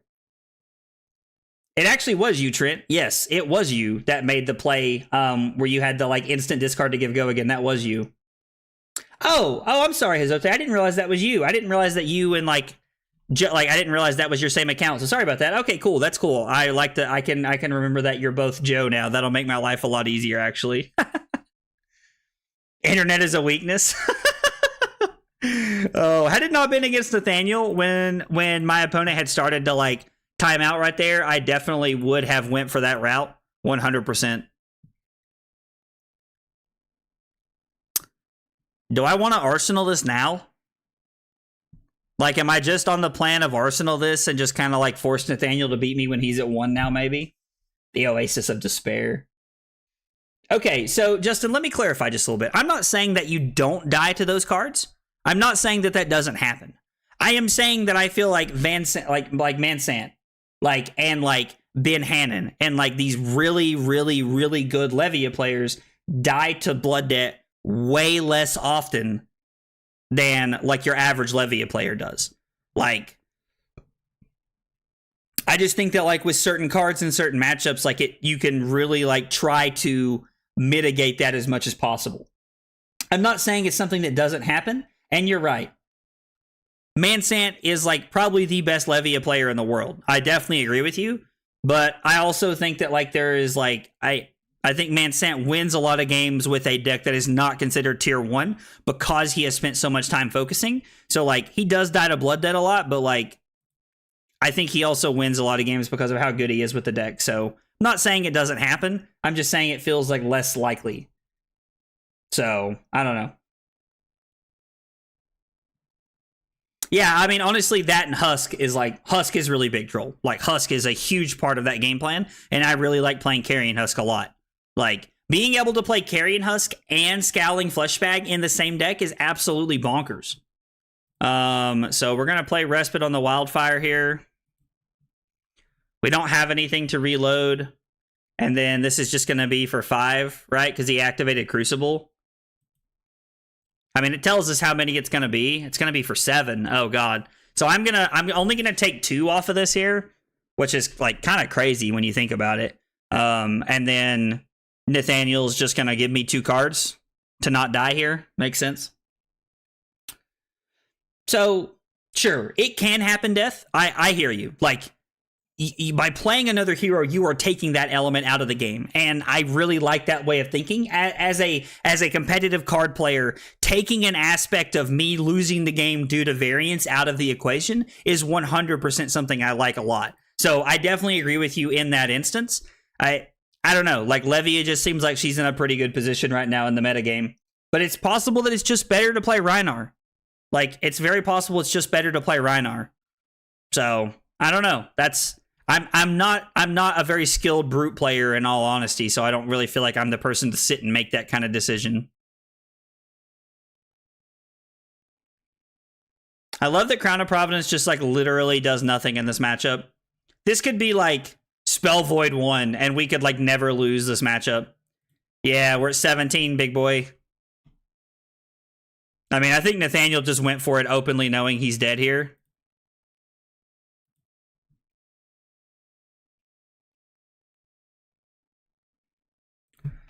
What is he trying to do?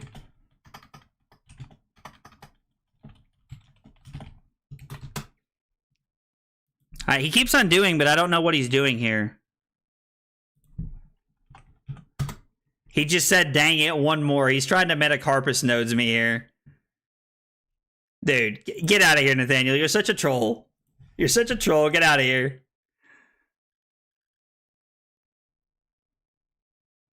I mean, technically, if he had a blue and he noded the beginning, he could have actually like have thrown like 2 more points at me that turn.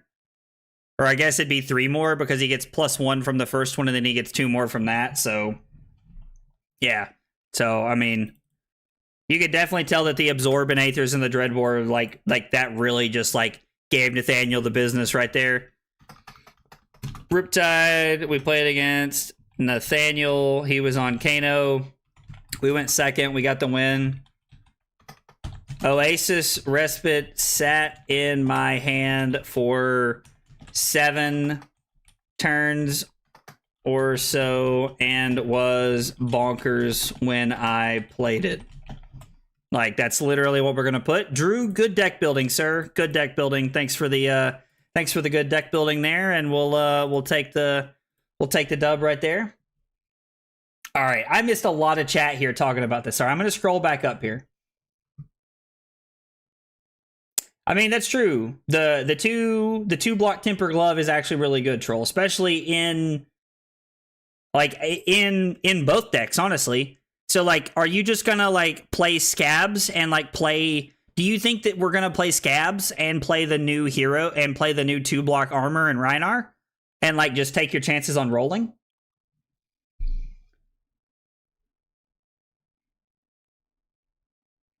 He plays decks people don't understand, and that's always an advantage on people. I mean, that's very true, Andrew. Like, when your opponent doesn't understand Levia very well, you are automatically in the driver's seat.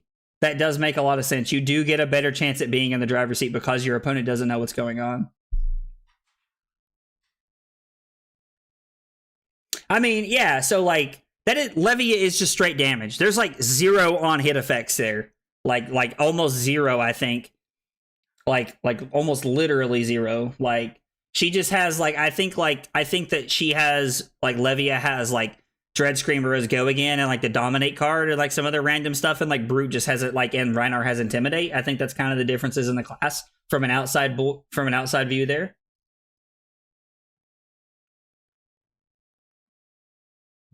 I'm not sure what you were talking about there, Joe, on the breakpoint there. I mean, Humble and Pummel is actually a pretty sweet combo. That's actually, like, a really cool, like, line and things that you can do. D-Reacts are not bad, Nathaniel. They were bad in that matchup because I played Dreadbore. Get out of here. Yeah, we do take those. We do take those. I mean, probably just roll if you need to in certain spots. Yeah, that makes sense. You're probably rolling less, I have to imagine. Scabskins is probably just a 3-block more regularly than it's not in that spot. Still down for a game? Heck yeah, Trent. Heck yeah, I'm down for a game. Give me 2 minutes, though. The water is running through me. I have to use the bathroom again. I have to use the bathroom again before we play. Plus, it'll give me a chance to roll an ad on Twitch so that people don't have to sit through it while I'm playing. That is true. You did get some sideboarding practice that game. You think you're never rolling Scabs, Justin, unless it's your last out?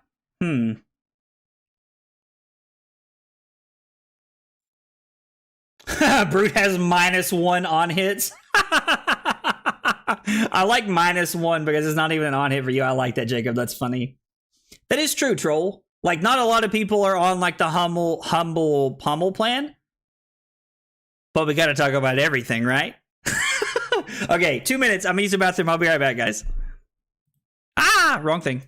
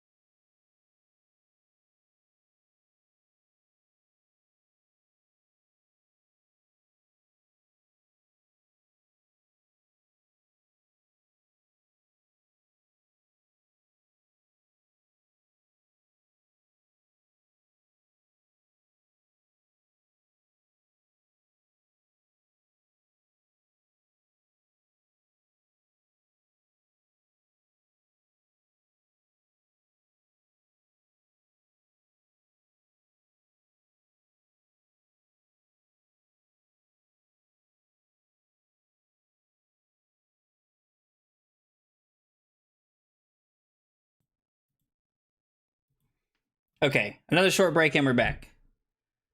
All right, let's see here. So, Justin, let's talk about like a one-off case here before we play the game with Trent. Let's say you're in a situation where you roll a 4 or better, you win the game. You roll a 1, you lose, and you don't have gloves. Like if you roll a 1, like it doesn't necessarily cost you the game, but like it like puts you in a worse spot than you were in because you don't have a turn. How do you evaluate that situation? How do you feel about that situation? Olivia starts getting popular. It's an answer. It just feels like Olivia was going to take over. It would have happened with Dust Till Dawn. I mean, it could be possible.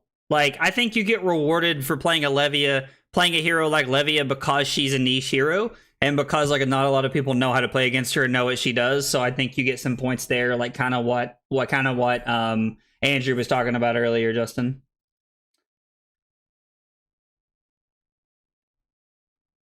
So you're saying like even if you roll a 1 and like you're saying, yell at me, baby? I thought Curly was talking to me. Sorry. So even if you're at like 15 and like you roll a 1, you're saying that like you can still flip off of your blood debt and you flipped into consumed or whatever. I mean, that's not a bad play. That's not a bad play. All right, let's make a game here. I'm gonna refresh and make sure Trent didn't make like some kind of crazy named game. I didn't think he did, but I just thought I'd double check before we start doing anything. All right, so we got our deck list. We got a private game. Trent, I'm going to send you the game on Discord since we are now friends on Discord.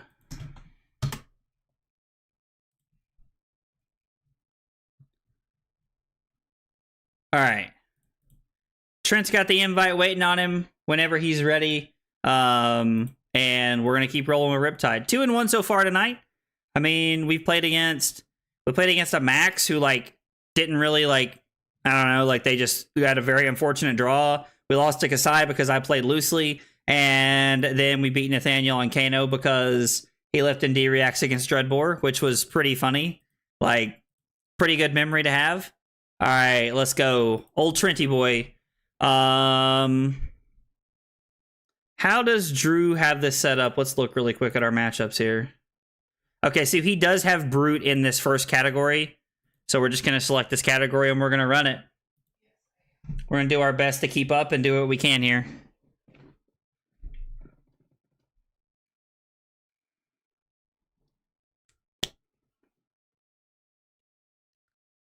God, it's crazy. We've only played 3 games in like 2 hours and 15 minutes. It's been like, man, that's like really weird. Normally get a lot more games in. I feel like Riptide does offer like a longer style of gameplay. I mean, I guess I also did spend like the first like 10 to 20 minutes of the game talking about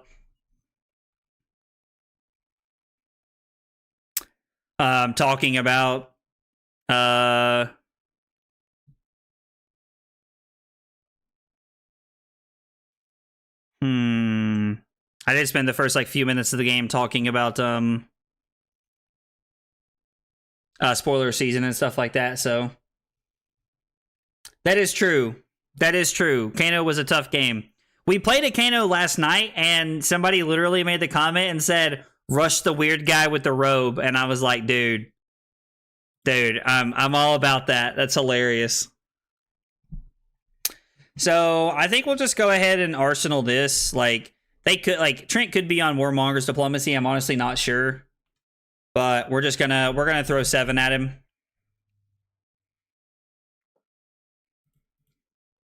All right, Trent takes 1, and we're just gonna pass.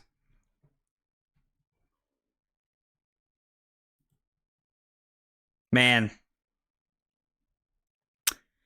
I mean, am I just taking whatever he does here?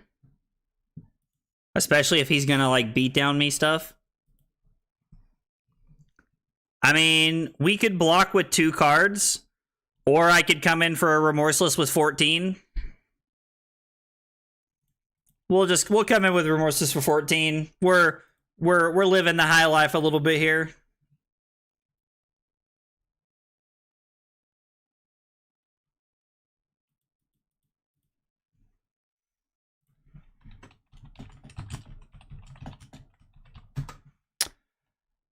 Alrighty then.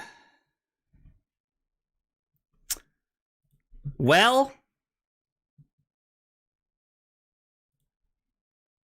I said, how do you sleep at night in the chat? He said, wouldn't you like to know?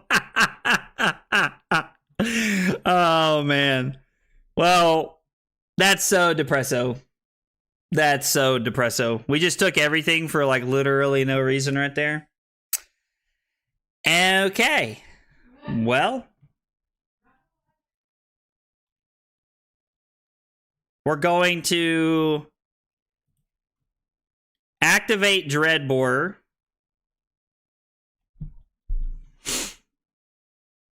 Yeah, activate Dreadbore. Oh, I'm sorry. I have to pitch a red to do that. So we're going to activate Dreadbore. Going to do it the correct way. And then I'm going to pitch the Intoxicating Shot for the Remorseless for 5. Because our hand actually just does nothing, which is like big depresso. And then we're just going to Arsenal the Remorseless here. Or I'm sorry, the Premeditate.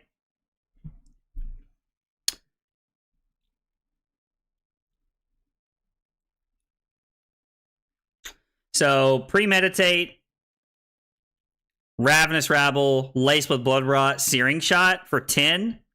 Or it could be play Premeditate. So if I play the Premeditate and attack with Rabble, I can load the Searing Shot in, pitch the Lace with Blood Rot. So it would be 4 and then 9 versus 10. Yeah, we'll just take 6, because I like that play a lot better. I actually like this play a lot better. Okay. I'm in a position of guarantee to win versus losing full tempo. I'm not rolling. Rather block 3 or Arsenal, prevent damage. No, I have Reckless in a pinch. Not in a nearly guaranteed losing position either way. I mean, that's fair, Justin. That makes a lot of sense, and that's why I wanted to ask you that question. Because, like, I think that I actually, like, really like to know the decision point there. So I'm going to play Lace with Blood Rot here, and I'm going to reload my Searing Shot, even though it does tip my hand a little bit as to what I'm doing. If Trent wants to be able to, if he wants to use his flesh bag here, I want to let him. Because I would rather him give me the flesh bag and it not actually affect my turn in any way.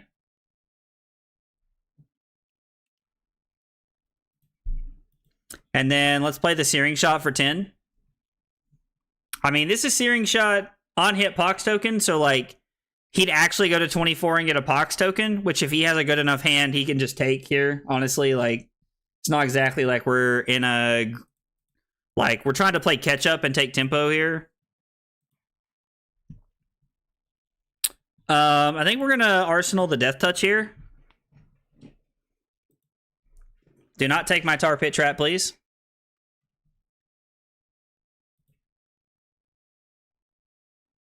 Okay.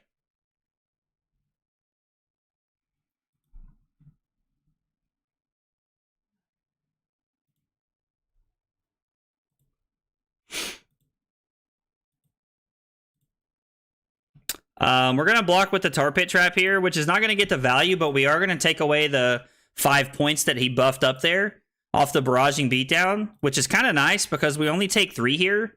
And now we're in a position where Trent's going to go to 22, and we're actually going to be up a point going into our turn, which means I'm going to come in with Death Touch for 6 and then Arsenal my Falcon Wing and try to set up a Go Again turn. Now, we have to be a little bit careful about our Go Again turn here because of the Scowling Flesh Bag, but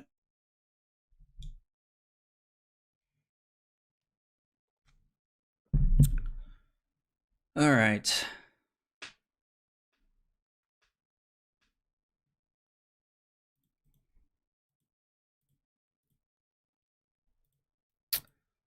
Gonna take my horse to the old town road. I'm gonna ride till I can't no more. Let's go Pox here. I know he kept everything. Kind of makes me want a Frailty to guarantee get the 2 points off the claws, but I really don't know what the correct decision is there. I mean, I could have snapped Embracers there, but I really don't think it's worth. Dude, I swear.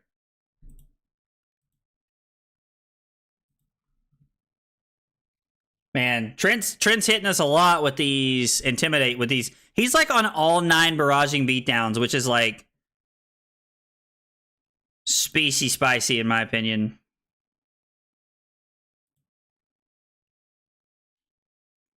We're giving up a point here, but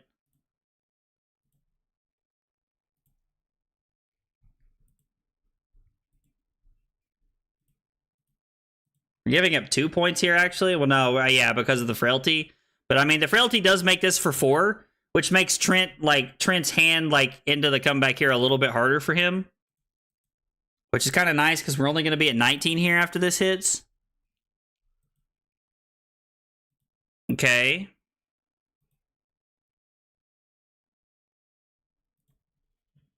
I mean, yeah, we kind of have to go to 9 here, I think. Trent is going to go to 13, which is kind of nice. The frailty trap was looking pretty good there. The frailty trap was actually really good. The only problem that we have is that we're down 4 points, and Trent still has all of his equipment block left, and honestly, that's like a little terrifying. I was like, this is about as good as Fleshbag's going to get. Please take my sink below. You love to see it. You love to see it. We're going to bullseye bracers. And we're going to come in for 5 with the drill shot here, which probably just gets a card and scabs out of his hand to stop the on-hit effect here. No? Do you have a sink or a fate? No. Let's take the last counter off of the scabs, I guess. And then when we get our sink below back, we're going to arsenal it, and that's going to be very good for us.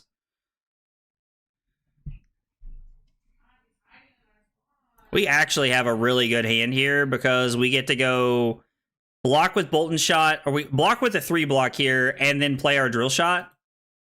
I was like, dude, roll a 1. Roll a 1.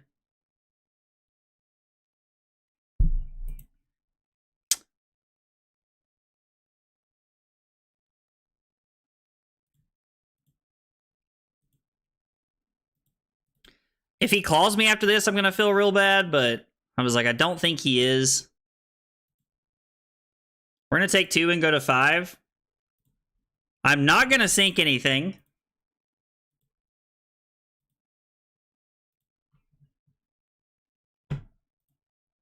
Lace with frailty. Reload the bolt and shot. 7 on hit, get a frailty token.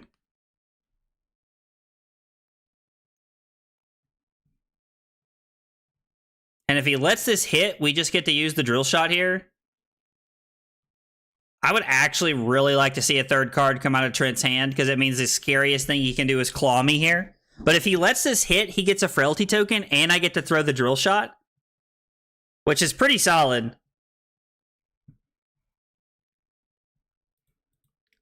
Does he just have the sink below here? I don't even know what this card does. Okay, so he has a pack call on top of his deck? No, he's just going to let that hit. And then I am going to throw this.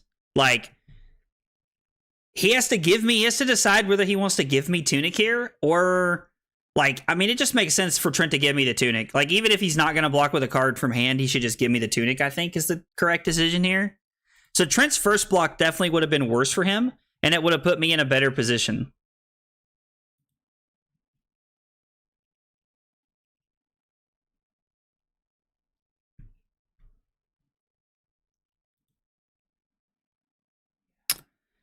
So,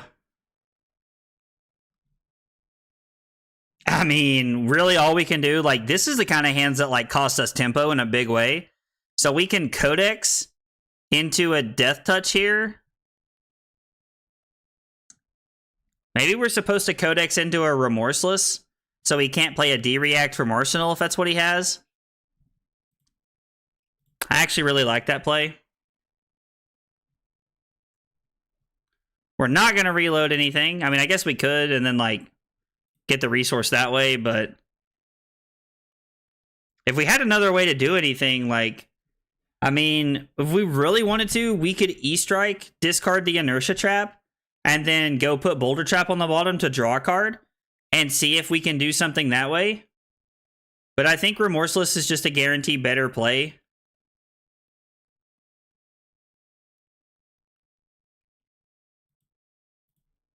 I mean, Trent is now out of equipment, and we have 3 points worth of equipment block left, and we have a Buzzsaw Trap in our arsenal. Oh, boy. Man, this has been a really good game. Oh, you're right. I wasn't even thinking about that. I always forget that Codex doesn't put it in face up, but I haven't played Oldhim in a long time, so obviously I'm forgetting about that, because that is definitely how that card works. Like, you are absolutely correct. Okay, Trent is rolling a lot worse tonight than he was the other day, I can tell you that for sure. So block Death Touch here, go Rabble, activate Trench, put in Remorseless. Actually, I should Dreadbore in the Remorseless first and then Rabble into that. It's actually a better play here.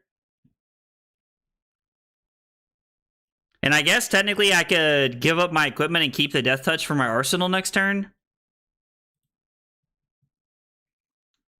This takes some number of cards. This takes some number of cards. So, trench this away, activate Dreadbore, pitch the Infecting Shot, arsenal the Death Touch here. I think having an arsenal for next turn is just better. Maybe I'm better off to just like put this on the bottom and gain the card and see what we can do this way.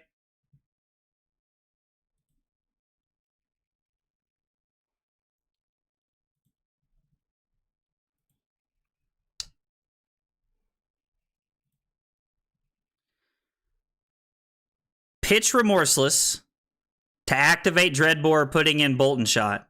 Attack for 5. Play Ravenous Rabble, load the Death Touch, pitch Infecting Shot for Death Touch. Is that actually just the better play here? Wow, that red Bolt and Shot off the top is actually insane. New spoiler for Kasai? Okay, I'll pull it up right after the game. Right after the game, we'll pull up the Discord and we'll look at it, because I want to see what it is. Is it like a Kasai specialty, or like a, like, what, like, you know what? Don't even tell me. I'm just excited. Just ignore me.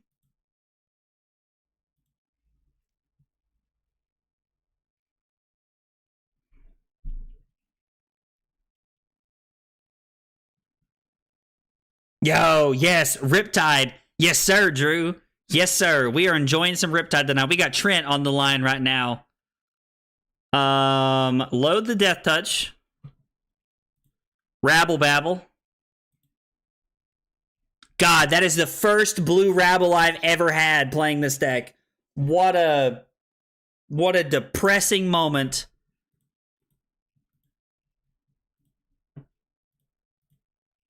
And then this takes 2 cards out of his hand. Yo, Jesus, what's up, dude? How are you, brother? You doing all right tonight?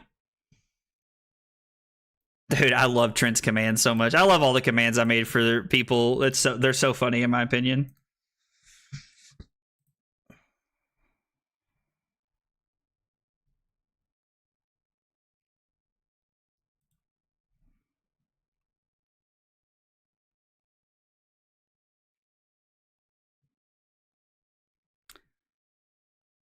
Man, Searing Shot for 5 only takes 2 cards out of his hand, which is really sad. That is really sad. Well, dude, I appreciate you coming by and hanging out, man. I appreciate you having a free moment to come by and hang out, man. It means a lot. God, there's just no other way to get another card off here, is there? I mean, I kind of want to like arsenaling the Falcon Wing gives me an opportunity to have a multi-arrow hand or a multi-attack hand.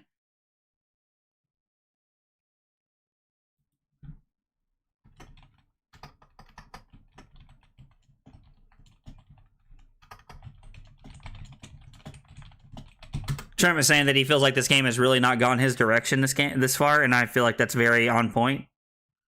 I could arsenal this. Like, I could pitch Intoxicating Shot to Searing Shot for 5. Pitch and then arsenal the Spike Pit Trap here to have a reaction.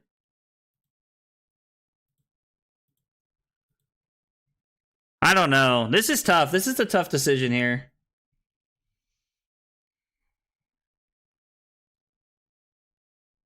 This is like there's literally like, man, having Bullseye Bracers would be so good here because I could Falcon Wing for 4 and then Searing Shot, which would be absolutely bananas. I mean, technically you could go to 1 if you wanted, but you're leaving yourself open to a trap here if you do that. It's pretty tough to trap him out of the game, I feel like. Pun intended. But it feels tough to trap him out of the game.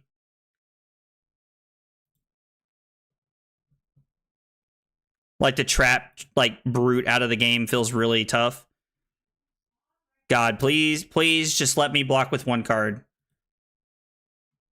I need to just block with a card from my hand. I cannot take 3. That is not on the menu tonight. So let's do this. Okay. I got a wee bit salty at the armor tonight, so I need to chill. And oh, dude, what happened, Drew? Or if you don't want to talk about it, that's perfectly okay too.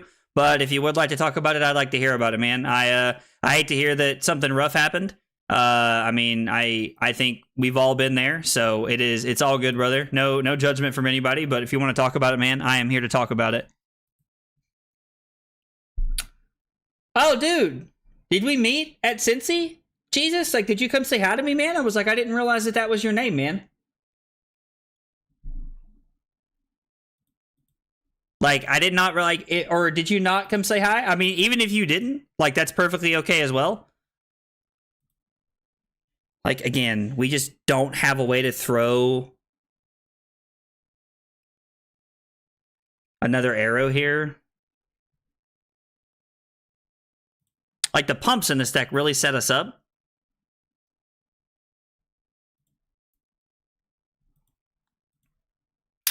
Let's Remorseless for 6, I guess.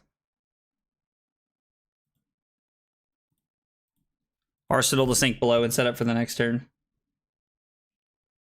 Oh, Tony. Yes. Yes. Okay, now I remember. Dude. I totally remember now. Okay, Tony. See, that's the thing is, like, once I put, like, your name, like, I can put your name with your face, I don't always remember, like, your, like, name on the... Oh... Phooey. I don't always remember your name when I, like, see you on, I don't always remember your name when I see you on Twitch. I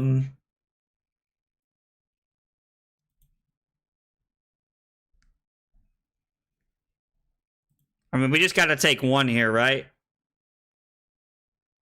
Like, I hate to go to 4, but, like, Trent was just able to play patiently and set this all up. Maybe I'm supposed to block for 5 here.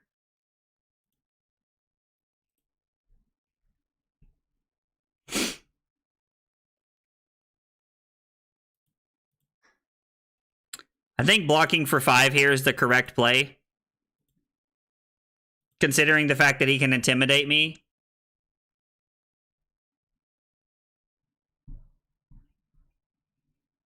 Well, that is extremely unfortunate for us, actually. Man. I mean, I can give you Trench and stay at 3. Man, I think I have to give you Trench there. Man, this whole game is really flipped upside down. Man, Trent has rolled really poorly this game, which I'm going to be honest, I'm, like, very thankful for at this point.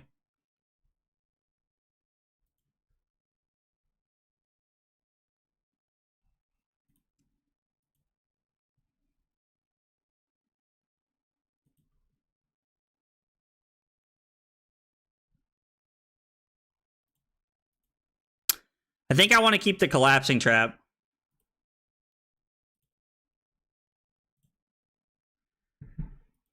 Shoo!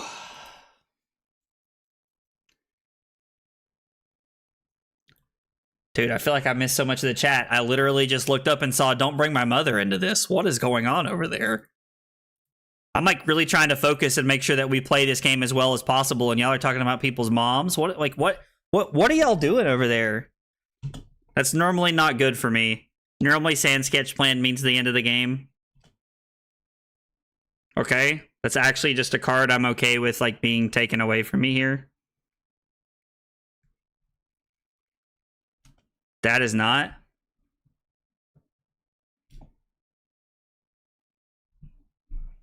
There's just no way around it here. I'm just dead.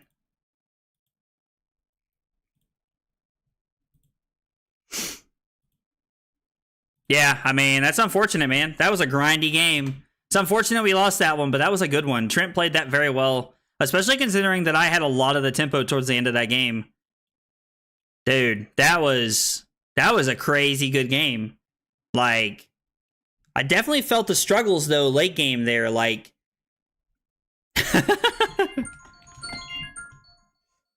I will call her back. Actually, hang on one second.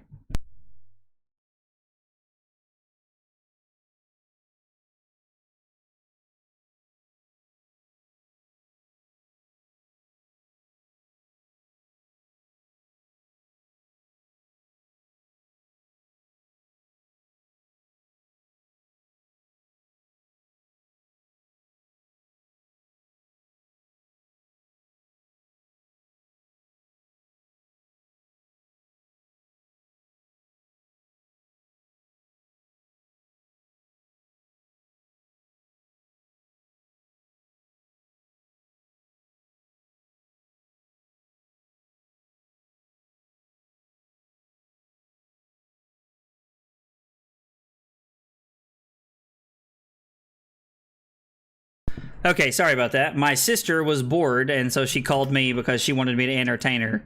Funny part of being the oldest of 5 there. So, hey, dude, what's up, Milkman? How are you, buddy? We actually played against somebody earlier named Milkman, so I thought that was you earlier, dude.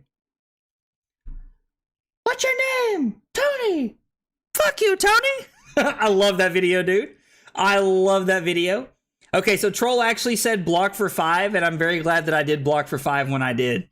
Like, I'm very glad that I blocked for 5 when I did, because I think if Trent was to intimidate there, we get punished for blocking with a sink below there. 100%.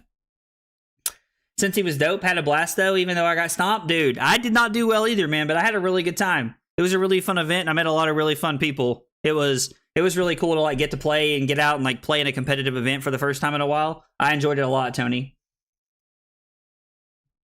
Dude, you're air frying a Pop-Tart, Andrew? Bro, what, like, is this science, or is that just like you're that cool and you just want to do it? So we played Trent that game. Trent was on Reinar. I think I went first. Cuz we pushed through 1 damage. Had tempo late, but had no way to keep tempo because let's see. Because I could only play 1 arrow / attack per turn. So I have to say that was a really weird part of that game, is like I felt like it was going the way we wanted it to, and then all of a sudden like we just were only able to throw 1 thing at a time, and Trent was winning the game that way. Dude, that was a great game, Trent. That was a really good game, man. You played that really well, because I was able to establish tempo early on in a pretty good way, and you like really grinded that one out from there, man. Like all kidding aside, I tip my hat to you because you played that very well. That was a really good game, man. Oh, just woke up? Okay, well then that definitely wasn't you that I ran into, man. I mean, dude, we air fry everything, Andrew. I get it. We air fry everyththing. All right, let's see this Kasai spoiler. Oh, is this it? Oh, it's right here. It's right here. Okay. Here we go. Hood of Red Sand, Kasai specialization. It's a warrior equipment head at rare. Attack reaction, pay 1. Banish a red and a yellow card from your graveyard. Destroy this target. Sword attack gets win this, hits draw a card. Wow. And it blocks for 1 battle worn. Oh my gosh. At rare? At rare? That guarantees at rare you'll have one of these in almost every single draft. Like literally, no, but like there will be someone in almost every single draft. Like that card's cool. That card is going to be amazing and limited. Absolutely amazing.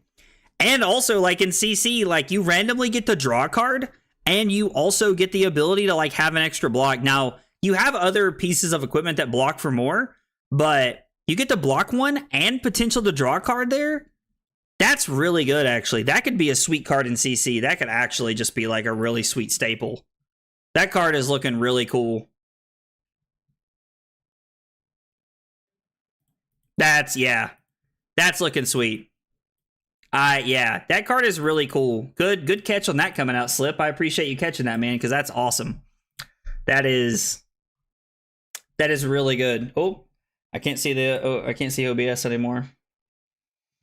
Turns where card arsenal and card name was because I had to sync below like an arsenal in hand. Oh, dude, that sucks, man. That sucks. Like that you had like the sync stuck in your hand. So you having the patience to arsenal the Blood Rush Bellows, and then when your turn came up, you were just able to take total tempo for me with the BRB. That was your swing turn. That was the turn you were playing out to for sure. It was like you played to your outs, man, and then you ripped into him. It was awesome. Like you played very well. Man, Trent's got a winning record against me, bro. Look at Trent out here crushing me on stream multiple times in a row. Is this actually Brian Gottlieb? I highly doubt it's actually Brian Gottlieb, but it could be. We're going to run the 68 card special into maybe Brian Gottlieb right here. Don't know. It's playing a little Dashio here. Oh, dude, Jacob, that card would be actually broken if that said draw card every single time something hit. That card would be like one of the best cards, like maybe ever. Like, oh, okay. Let's go back like 2 seconds here. Pretend that didn't happen. It would be insane though. Would be absolutely insane. Card would be crazy. Oh, hey Jeffrey. Well, thanks for coming by the stream, man. I appreciate you being here. Jeffrey, I can very confidently say that I was expecting to be fatigued by a Teklo all of a sudden playing Fi. Literally zero, brother. Literally zero. Did not see that coming. But yeah, that was like, he honestly had me sweating. Let's load our endless arrow here. Oh, boo. See, I brag on always getting reds in our Riptide deck, and then all of a sudden we're yabbling and babbling out here. But yeah, I was not expecting to almost get fatigued by his deck, but it was really cool. It was a fun game, and I actually thoroughly enjoyed. I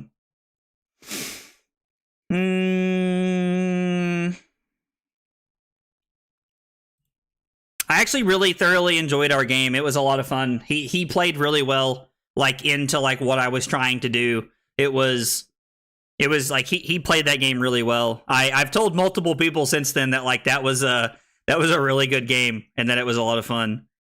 This is not the collapsing trap, sadly. So I think we're just gonna give 3 here. He's gonna buy a lot of tempo this turn.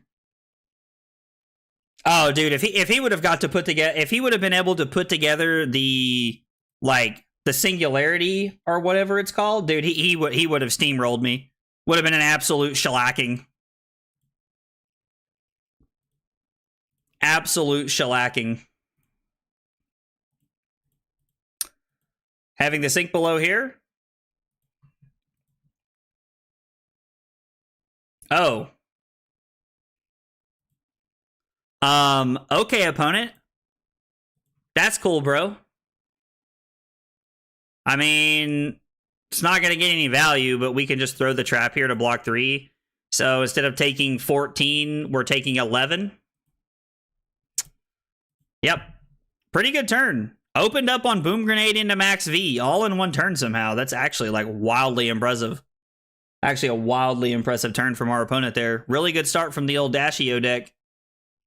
I'm not going to lie. Oh, sorry. I realized I don't have the right setting on. We were looking at spoilers, and I don't have the right scene selected there. I'm really curious to know if this is actually Brian Gottlieb. Like, I kind of want to know this is really Brian Gottlieb or not. You know, I kind of want to know. I heard taking 11 is better than 14. I mean, hey, like, you right about that, Slip. Dio, like Dio for sure. Like Dio, this is nuts. Kind of sounded like a D's nuts joke, but it wasn't. Y'all know what's up. Like, again, we're not really gonna be able to do anything with this here, like ever. So, we want to draw the collapsing trap, not our other weird legendary traps. We'll just throw the trap. We'll throw this one. Like, it doesn't really matter here, I don't think. Oh, I like where Jacob's at. Let's ask him a question to test him and see if this is actually Brian Gottlieb. Dude, what's a question that only Brian Gottlieb would answer in a certain way?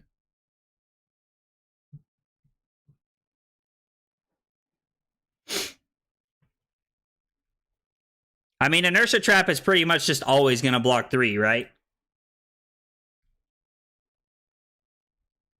Which means we go to 19, throw the Death Touch, and then Arsenal the Inertia Trap, I guess? I don't know. We could Arsenal the Bolton Shot, I guess? I don't know. What's your favorite hot dog topping? Ask how his trip to Eternal Weekend was? What? Oh, did he go to Eternal Weekend? Is there like a... Oh, listen to it from Jerry's podcast? I mean, the question is, are we keeping the Bolton Shot or the Inertia Trap here? That's the real question here. What do you guys think, Inertia Trap or Bolton Shot? I'm thinking that we're going to keep the Bolton Shot. Brian got feet, Jesus. Is this the real Brian? If he says no, he's trying to hide it, then yes, it's him. I mean, honestly, that wouldn't surprise me. We could just ask if it's Brian. We could just ask. All right, I'm gonna keep the Bolton Shot and hope for an extremely explosive turn next turn. If this hits, we'll just give a Pox token here. Like, yeah, we'll just get Pox. We'll Arsenal this. I mean, this hand's fine. Like, nothing to write home about. We can trench the Infecting Shot in. We can rabble. We can trench, play rabble, load the Infecting Shot, and then throw Infecting Shot, and we can block with Tar Pit Trap and Bolton Shot. So, I mean, that's pretty good. And he's playing an item off the top here.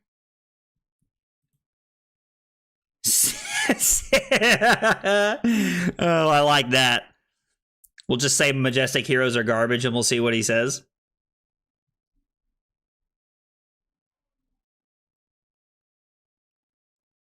Majestic Heroes are trash. Don't at me, bro.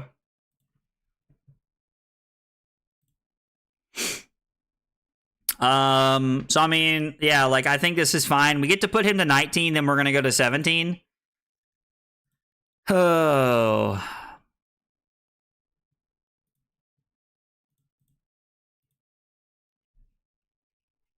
Oh, sorry. I have to show him all 3 cards here. Because he is technically boosted all 3 times. So he can take anything he wants here. It's pretty good. All things considered, not too shabby. Takes the rabble.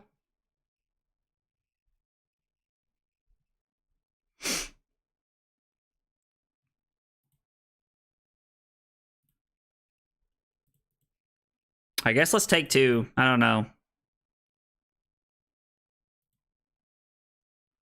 I kind of want to see the Bolton Shot off the top here. Like, I kind of want to put the Bolton Shot in my arsenal on the bottom and see what we draw into. I kind of like playing Bolton Shot. So he's going to go to 17. He's just going to block whatever I do with the adaptive plating on the backup protocol blue. Unless he actually wants to get a blue back, which I guess is possible. So let's Dreadbore in the Bolton Shot. and then we'll arsenal the Frailty Trap and try to set up some like incremental ping damage here while also like making his pistol worse. Or I'm sorry, his gun. Dashio doesn't play pistols because they're so cool. Yeah, there was no weapon for Olympia there.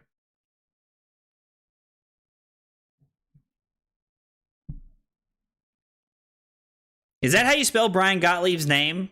Like, is his name Gottlieb? Does anybody know? Can somebody confirm this for me?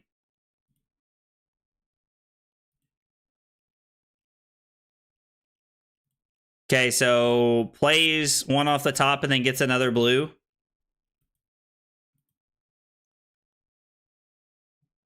I mean, yeah, we'll reload this.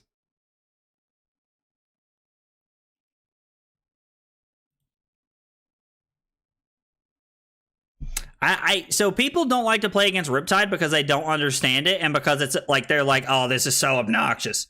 Like, don't get me wrong, I understand, but at the same time, like people who play weird heroes, like who play like, let's not say weird, off-brand heroes like tier 2, tier 3 heroes need to practice. So like what we like, people hop on Talishar and play games. Like it makes sense.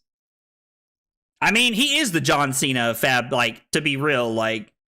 So if this is a zero coster here, he's about to max V me.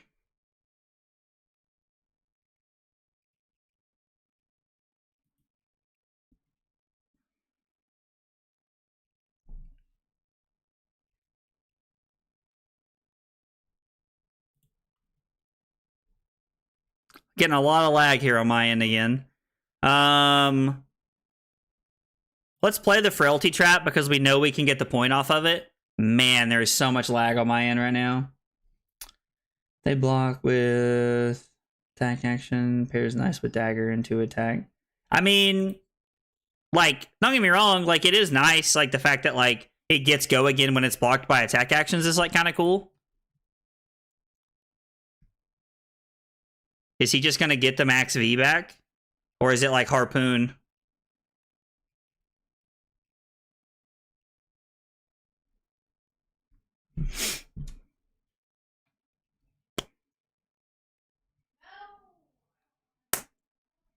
Zero to 60? Okay, so he definitely has the max V in hand. No, he's setting up for next turn.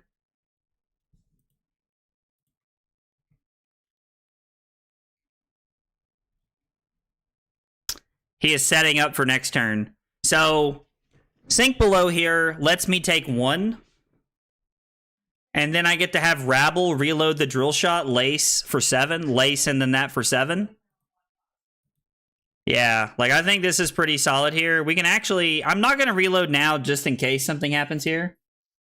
Oh, that's the 5th time somebody's dodged you, dude? That's terrible, dude. Joe, that sucks, man. I'm sorry.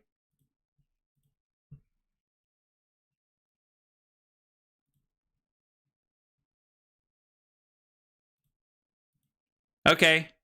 I mean, I guess he just wanted to get rid of the boom grenade there. Yeah, I'll go to 7.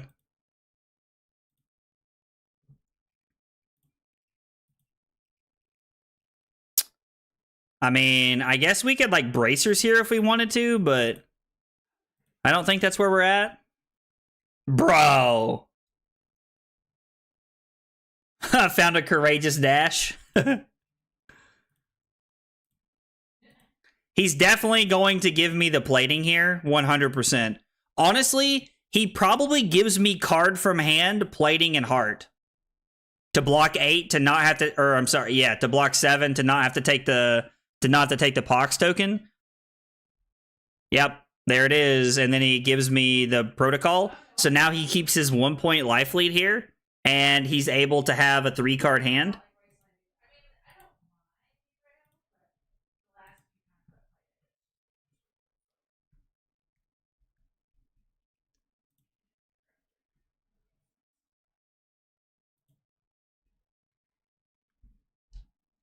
I think I'm willing to take one to deal one here, if I'm being honest. I think so.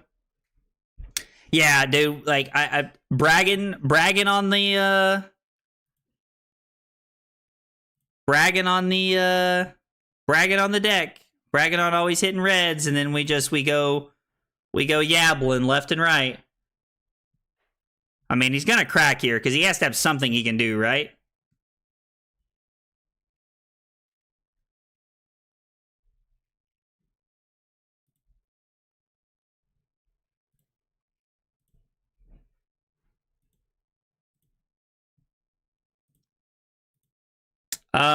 I'm not gonna load anything, but I do think I'm gonna put this on the no.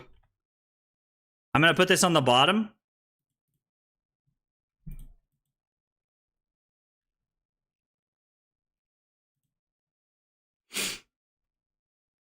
And I honestly think I want to block here.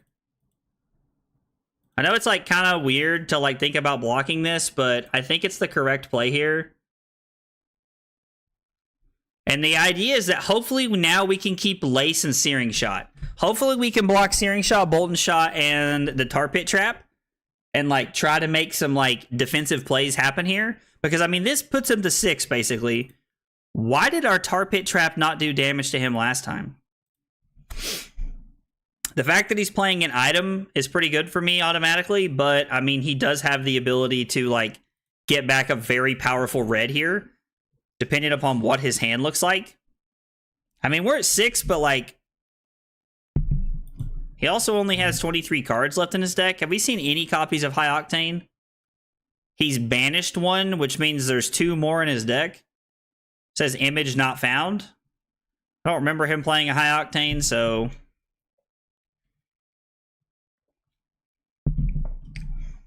Tar Pit Trap does save us from a potential boom grenade off the top in certain situations, so that's something to keep in mind as well.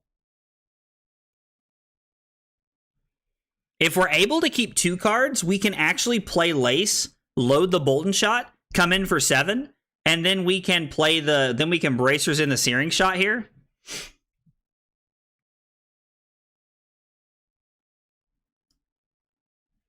Do I want to keep Trench or do I want to ditch Trench here if it means blocking effectively? I'm asking because that's a genuine question on what you guys think. Now, obviously, it's a little dependent upon what they do here.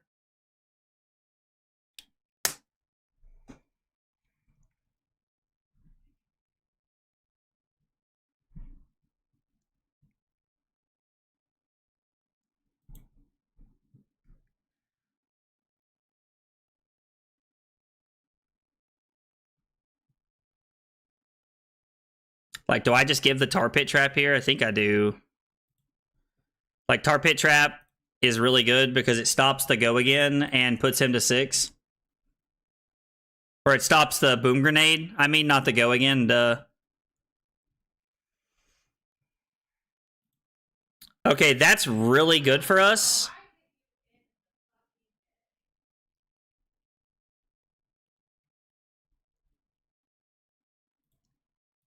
That's actually an insanely good turn for us there. Because this is for 7, and then we get the Searing Shot off Bullseye Bracers, and then Arsenal a Searing Shot. This is a really good swing of events for us here.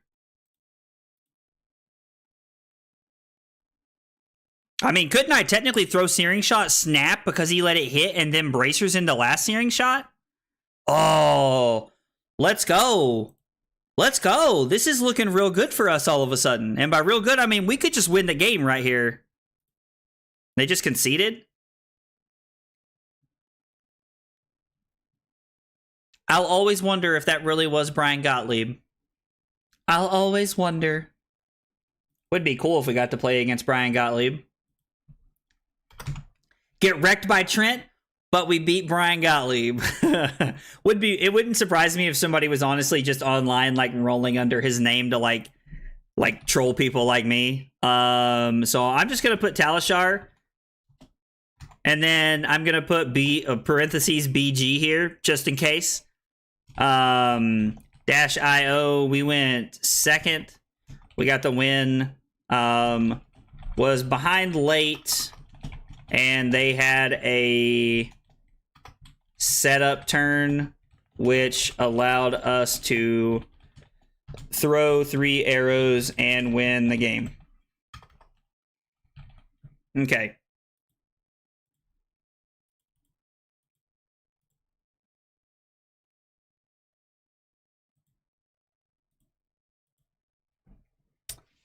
Let's go. I played against D Armada and once it got wrecked. I've only actually ever played against DM Armada one time, and it was actually in like an online armory event he had. And like, there's actually, you can actually see the video that's somewhere on my channel from like last year. He had like an online like armory like style tournament, and he and I played in it one night and like played. It was right after Uprising because I played Fi, and he was playing some kind of like weird Icelander that like I was actually able to win the game on. So it was pretty fun to play against him. Playing against famous people is really cool. I mean, listen, had he not conceded, if he was going to win, I was actually going to just like stop the game and be like, hey, like, are you really Brian Gottlieb? Like, I'm not gonna let you win until you tell me. Hold him hostage there a little bit. Oh man, that's fun. Yeah, it was actually really cool to get to play against DM Armada in like a tournament. Like, it was really cool. We played in the undefeated bracket in the last round. I actually ended up winning his tournament, which was pretty fun because like Fi was pretty like new at that point. Nobody really like knew everything, but it was cool. Ah, dude, let's go. Trent winning games with the old Dash database. Dude, Dash database is really cool. I mean, like, I did pretty well at that skirmish that I played at with your list, man. It was pretty good. Yeah, Jeff, I imagine he probably had some number of items at the end of the game there. Like, he clearly drew a lot of items to hand before that. Like, I don't think he was to pitch stack yet, but he could have been. He could have. I don't think he was, honestly. I don't think he pitched enough cards, but he could have been at a point to where like he just hit all items and it was really bad. So I love that y'all use the commands so much. It's so much fun. Guys, that's it for the stream tonight. Thanks so much for hanging out. I appreciate you guys being here. It means a lot. I'm having a lot of fun playing Riptide, and I feel like I'm really learning a lot. Riptide is a lot cooler than I thought he was. I'm going to be honest. He doesn't feel like he's just a meme anymore. Feels like he's more of like maybe a dream for me.